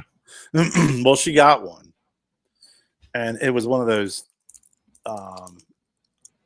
what is that, Temu Pear Fair whatever moments where, good God, yeah, where we get it, and it's like the instructions are like, open box, connect the lights, and then connect it to the area where the light goes. Like, it was horrible. And the number of wires in this light, and none of the colors. It was like blue, brown, orange, Yeah. multiple, and the wires were really super thin. Like I've seen thicker wires in my brother's transistor radio that Yeah. connected to a 9-volt battery. Yeah. So as I'm trying to look to this, I look it up, and here it's the coloring, it's the color code of the wires in Europe. So they have a different coloring code than we do here in the Yeah. States. So we do black, red, blah, blah, blah. So like, well, the brown is our red. Their blue is our black. So as I go, this is going to go in a yard sale. At that point, it's like there's no way I'm going to even try and lump all these very thin wires together and hope that the black equals brown and the reds or the oranges Oh equal yeah. the reds and the blues equal this, and then put it up in a ceiling. It's not going to happen. No, thank you. I will Yeah. buy, a Hampton Bay, at Lowe's and go in with my traditional black, red ground and freaking That pop it in there. that's it. I don't ever met, my buddy who, was like my second dad to me. He passed away, years ago, but he Mhm. was our electrician, like it just, it would, I run wiring. I can do a lot of stuff. And then I would call Dick, like, hey, I need to make these final connections.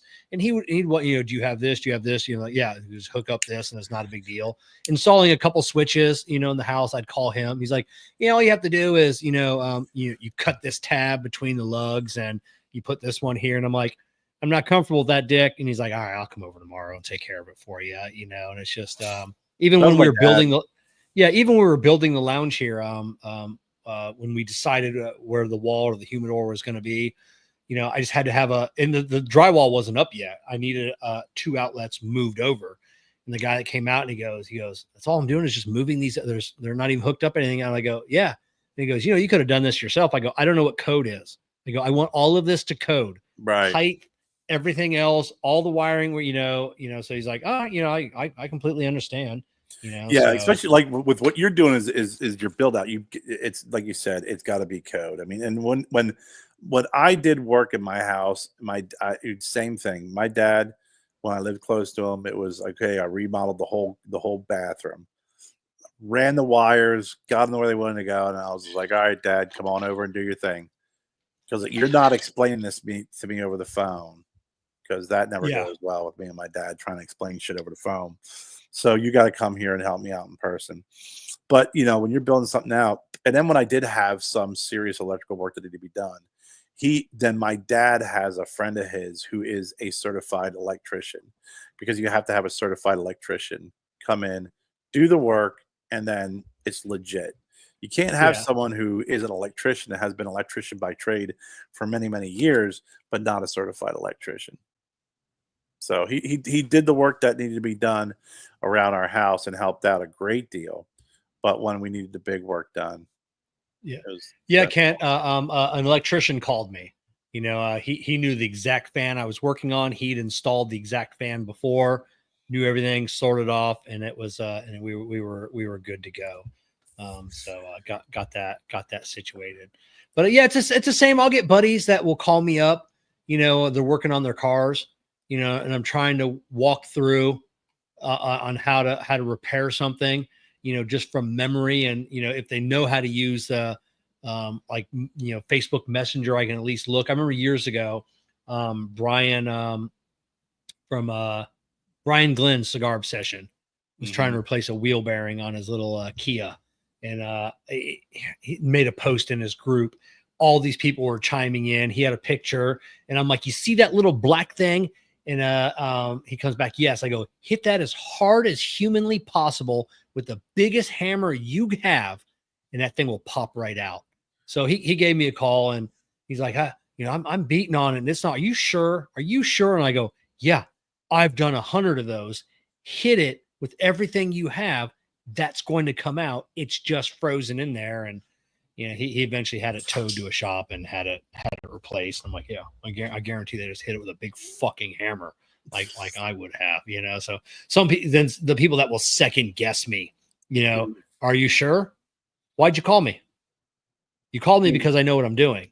You know, Mhm. call somebody else, take it to a shop. I don't care. You know, I'm not gonna debate you on Yeah. whether I'm right on fixing your car. I'm like, I don't care. I'm not Yeah. getting paid for this. You know, so yeah, it's just take it somewhere else.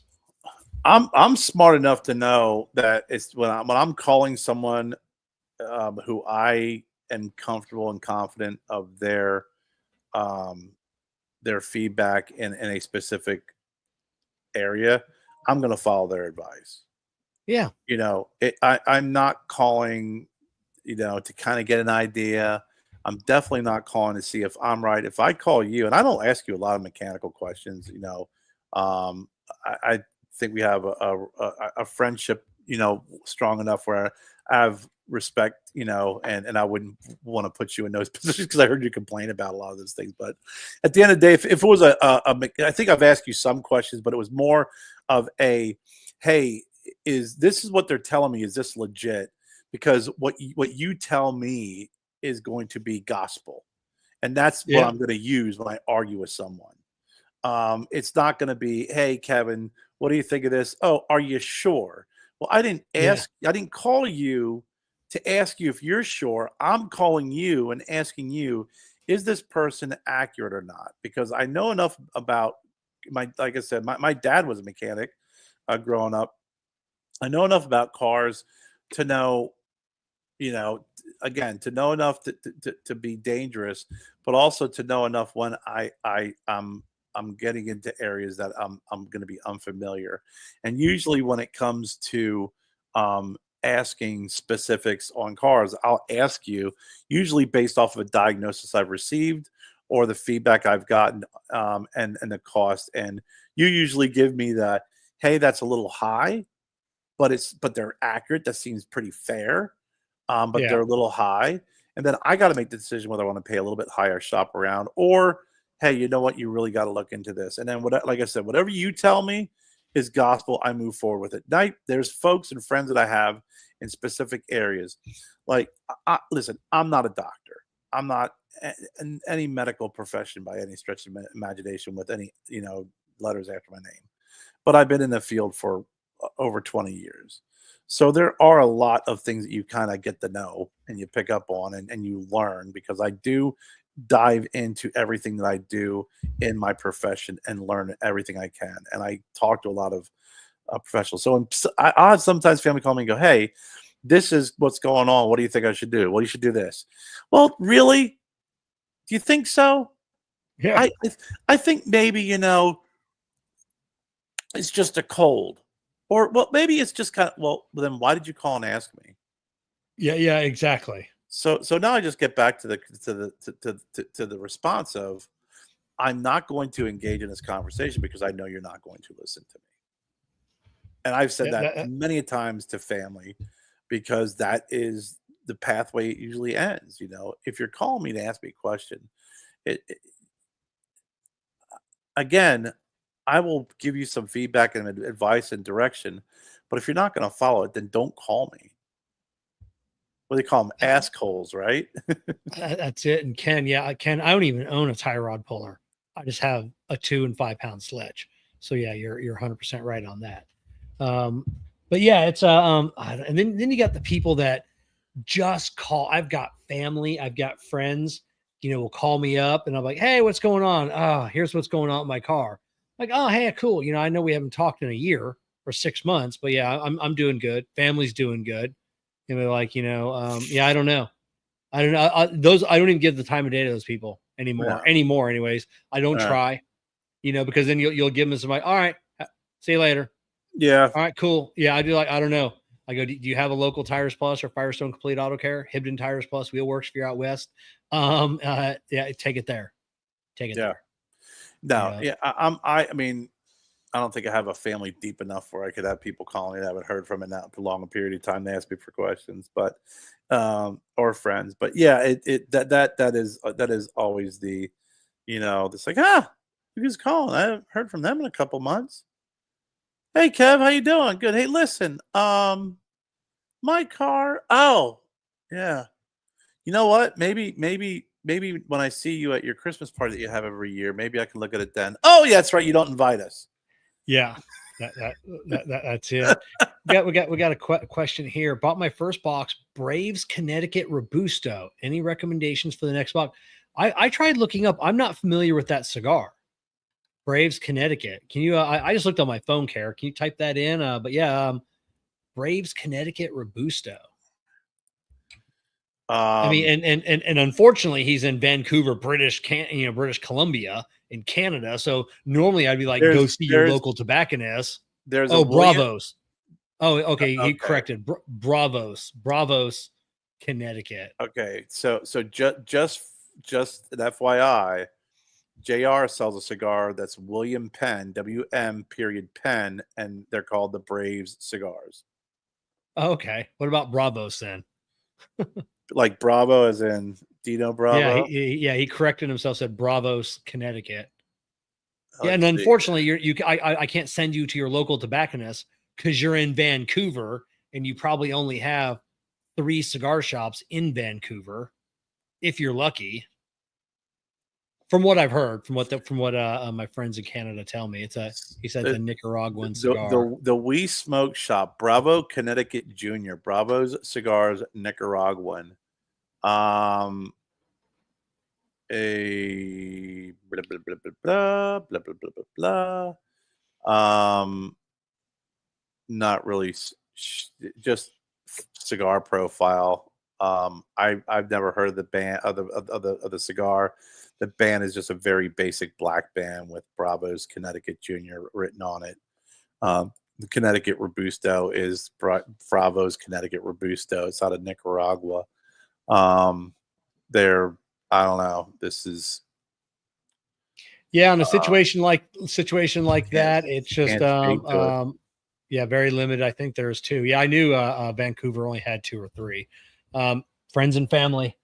It's all I can, ask for recommendations, friends and family, if you got friends that smoke, see if they can give you a recommendation and give you one to smoke. That's the hardest thing, is giving recommendations on cigars. I get it all the time, people, and it's always, I'm always envious, be like, hey, I'm a new cigar smoker. Here's what I've smoked, this and this and this.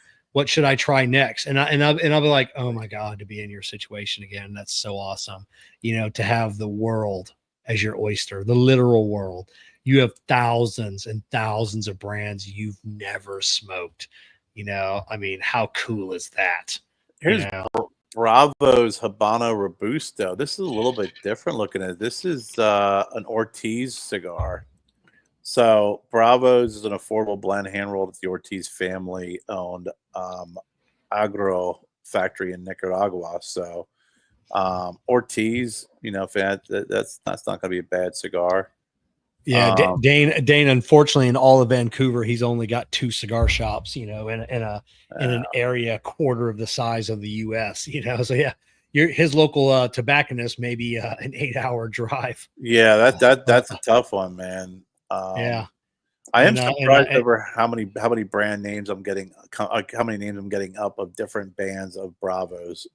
Just and hired hits. Yeah, it's definitely overwhelming, and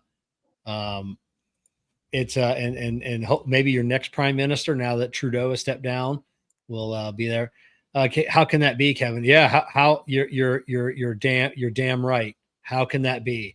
But yeah, Canada has Cubans. Yeah, and the 12 cigar lounges that there are in Canada, Canadians import all their cigars. They get them in. They pay their duties. Some of them go across.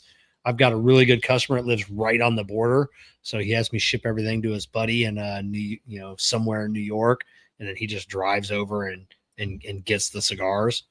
But it's insane. It's insane how little amount of cigar lounges are. Yeah. But I mean, and given Canada is gigantic, but like I said, it's not, that's not all populated, like populated city centers.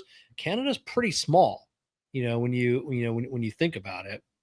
Yeah, when you take a look at the when you think about, I don't want to say livable environment, but when you're talking about the environment, how many miles north of the U.S. border, and then at some point that stops, and then it just is effing cold and ice. But I'm just looking at the cigar lounges, and a lot of them are really kind of, except for two, most of the lounges are hugging the U.S. border. I Yeah, mean, and then Dan said, times he could get Cubans at the same shop. You got soda, candy, and minnows for bait. There are places like that. Those aren't tobacconists. Those aren't cigar shops Mhm. that can give you advice on cigar. There are shops like that, that will sell, a box of Cubans with your bait. And just like here, you go in Florida, you can go into a vape shop and they Yeah, have a small humidor. You're not asking them for advice. We're talking like legit yeah. cigar lounges. Yeah, you might be. That's no different than a convenience store. Just this Saturday and Sunday, I was in an area in South Carolina, and it was in the middle of nowhere. It was South Kakalaki, Yeah. and when I was looking up cigar lounges, it was that area between like Columbia and Augusta, Georgia. And there's some good cigar lounges in Augusta, Georgia, and then that area, and there's some in Columbia, but like right where in between that area, Lexington area, it was like if I wanted to stop anywhere, there was like 50 vape shops off the beaten path, but other than that, none. And in Canada, if you take a look at Canada, I guarantee you about 90% of their lounges are in that area right across from Buffalo. Yep. That's Now, where that's where about 90% of the lounges are, is in that area. so hired hits, the hype about Cubans. So I don't know. YouTube has taken down a lot of my videos. So if you said earlier you found me by looking at a humidor treatment video, don't be worried. Just don't season it. Don't season it. Just put your cigars in there for a couple of weeks and let it go, just like my video said. Look for a video that I did. An interview with Dr. Emil Demeff, Emildameff. It still might be up on YouTube. It's called a Cuban Cigar Talk with Dr. Emil. If you can't find it on YouTube, if that's one they took down, you can definitely find that on Rumble. Dr. Emil is a local family doctor, one of the premier Cuban cigar collectors in the world. That video is really good info about Cuban cigars. And at the end of the day, don't buy Cuban cigars.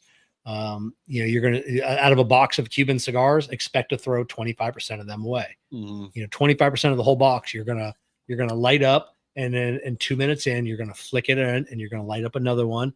Hopefully that's a good one, but you could get another one and you flick it away. Stick to New World cigars.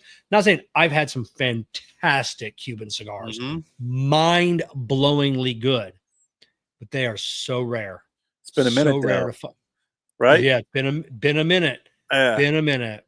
Yeah, that's what I think. I think of the Cuban cigars that I have. Actually, what's funny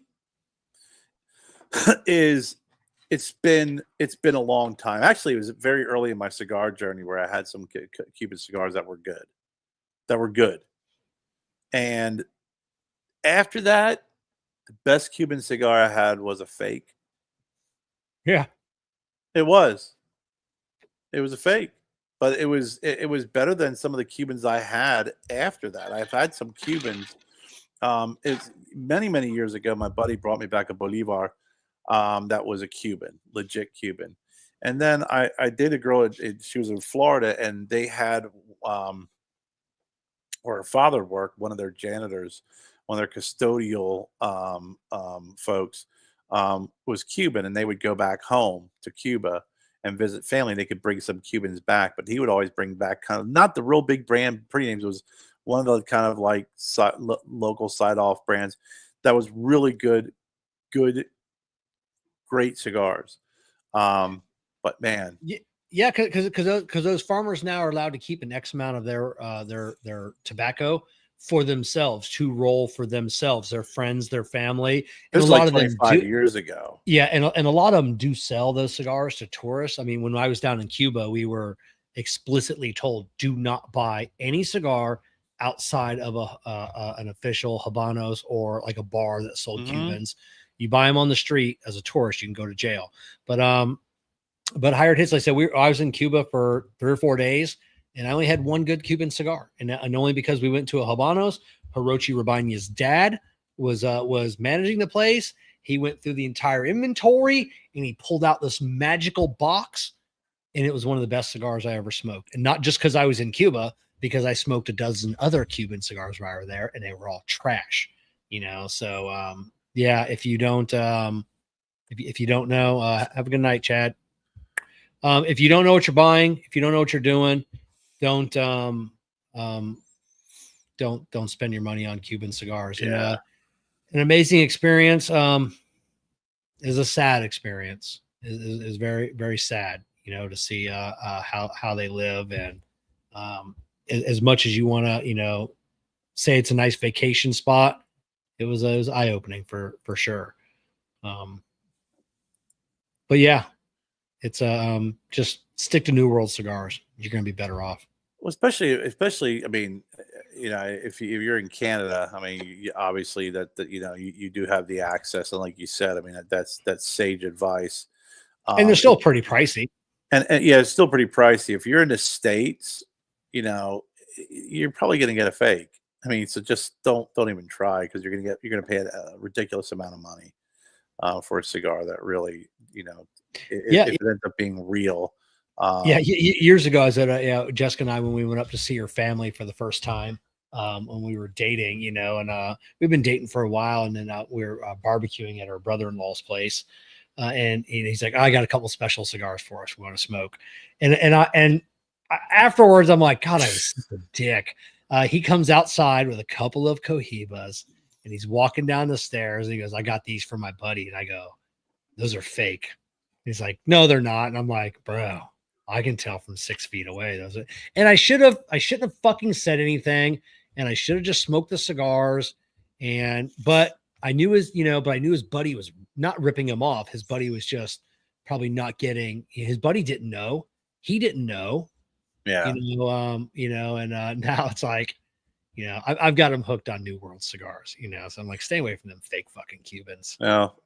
You know what? If that's the end story, then you did the right thing. Then don't second guess that decision. But yeah, I've had that happen. Maybe someone give you a cigar. You're like, hey, thanks, man. And you're sitting there and you're like, yeah, thanks. That's what I always say. Like people like, hey, I want to get my husband. I had a friend of mine I went to high school with. She's in town here. She got some for Christmas, and she's like, hey, I want to get my father-in-law some cigars. You got him some last year. I came to you. Can you put me together something?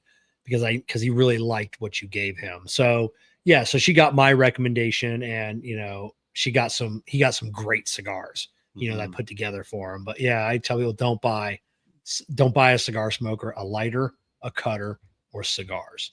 Go to a reputable site, get him a gift card. Let him pick out his own, because he's got, you don't want to give him a bunch of Maduros and he's a Connecticut smoker, but unless you know, like I know you and you know me, so those gifts are going to be different. But if not, gift card. Yeah, gift card. Way to go. Or if they're new, you can give them a nice mixture or something like that. I mean, but yeah, it's tough. It's tough. And I think, to your point, there are enough really good New World cigars out there that are available to you, that are affordable, where you don't have to. Going after Cubans is a waste of money and effort. The only thing that is, the only the number one, what do they say? The number one most item that is faked in the world is money. Second is Cubans, cigars. Yeah. So when you take a look at what's real and what's not, but it's, God Almighty. I mean, I'd take an AJ Fernandez. You can get a New World cigar from him. You can buy his Brazil, whatever the case may be. You can get a cigar. Like you said, look what you're smoking, JC Newman. Those cigars are fantastic. You can get a number of cigars that are out there and available to you, that are just going to be way better. The price is going to be better. You're not going to sit there. You're not going to, bend over backwards and then kind of learn that you got taken advantage of for Cuban cigars. Definitely. JC Newman, pick anything. Doesn't make any difference. You're going to be good. So don't have to worry about it. Pick whatever you want. So I want to end the show. I can't believe it's been 2 hours already. With a question. We still never got into my toilet paper conundrum from the end of the last show. We're gonna get into that next Monday night. And a superpower that I found out that I have. We're gonna get into that as well. But a quick question: am I wrong? I'm a germaphobe. So we're both on Metamucil. We both take that, as part of our a diet regimen. Yes. When I come home at night, I said the first thing I usually do when I get off work is and I'll take the powder. I'll take a couple of spoonfuls, put it in there. I'll take a clean dish towel. I wipe the spoon off because it's holding like powder, and I put it back in the drawer. Yeah. Jessica finds this mind-boggling. Why? That it's just it's not wet. It's dry. It's dry goods. Am I wrong? Is that wrong? Would you No, I mean, if anything, there are times where, if you spoon something like that in there, I'll either wipe it off with a towel, or I may even run it under water, then wipe it off with a towel and put it in. Yeah. But no, I mean, if you're talking about a powder and a simple wiping off the towel, I mean, I don't want to. I don't want to reach in, and it's not even a germaphobe thing. I don't want to reach in and grab a spoon and eat freaking Cheerios and possibly taste orange Metamucil. Yes. I mean, all right. I think it makes sense. I mean, I don't think. I feel vindicated.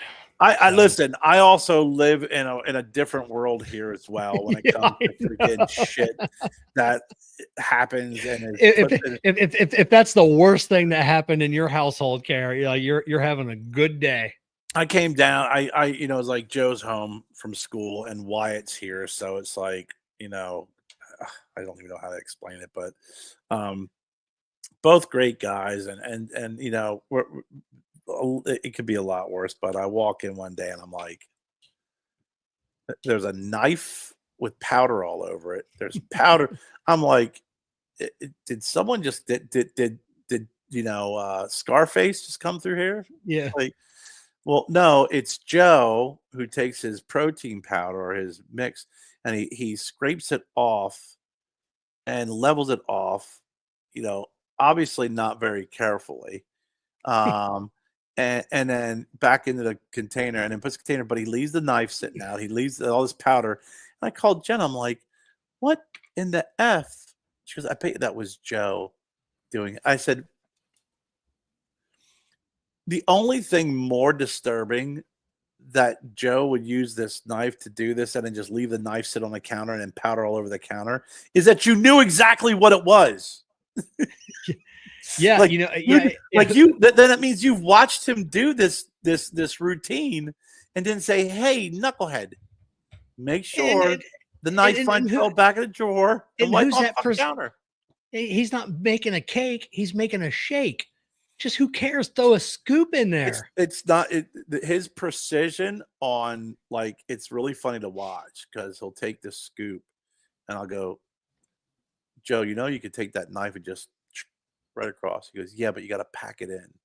You got to pack it in. And I'm like, okay. And he'll sit there very tediously, very methodically, and then he'll scrape it like a barista. He's got that little tool.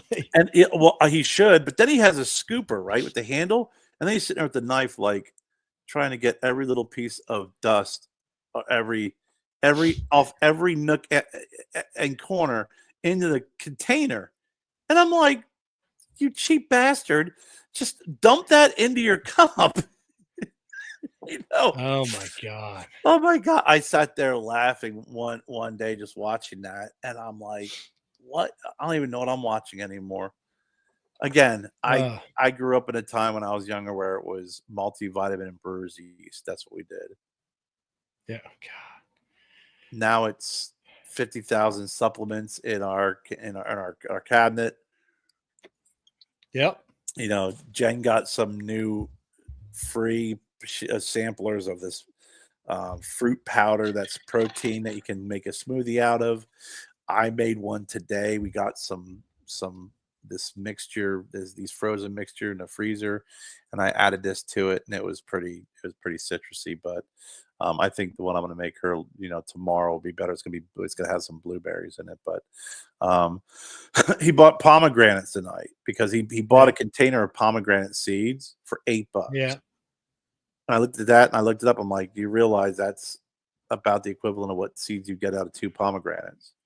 And he went out and got 2 pomegranates and paid $1.20 each. He's like, that was $8 for a container. I said, well, you're paying the money for people to scoop it out, put it in there, put it in a piece of plastic, wrap it up, put it on the shelves, mark it up, make some money. I'm like, just buy the damn pomegranate, cut it, and scoop out the seeds. Yeah. Oh my God, kids. All right, let's leave it on that note. Don't buy pomegranate seeds, just buy a pomegranate. So they're big. They're like this big. Yeah. Yeah. I didn't realize they were that big. I always thought pomegranates were smaller. No, I've seen them. Yeah, I know they're pretty big. Not like a fig, but all right. In the apple family. Yeah. All right, everybody. We'll see everybody. We got to get an intro and outro going, but we'll work on that. So, all right, we'll see everybody next week. See ya.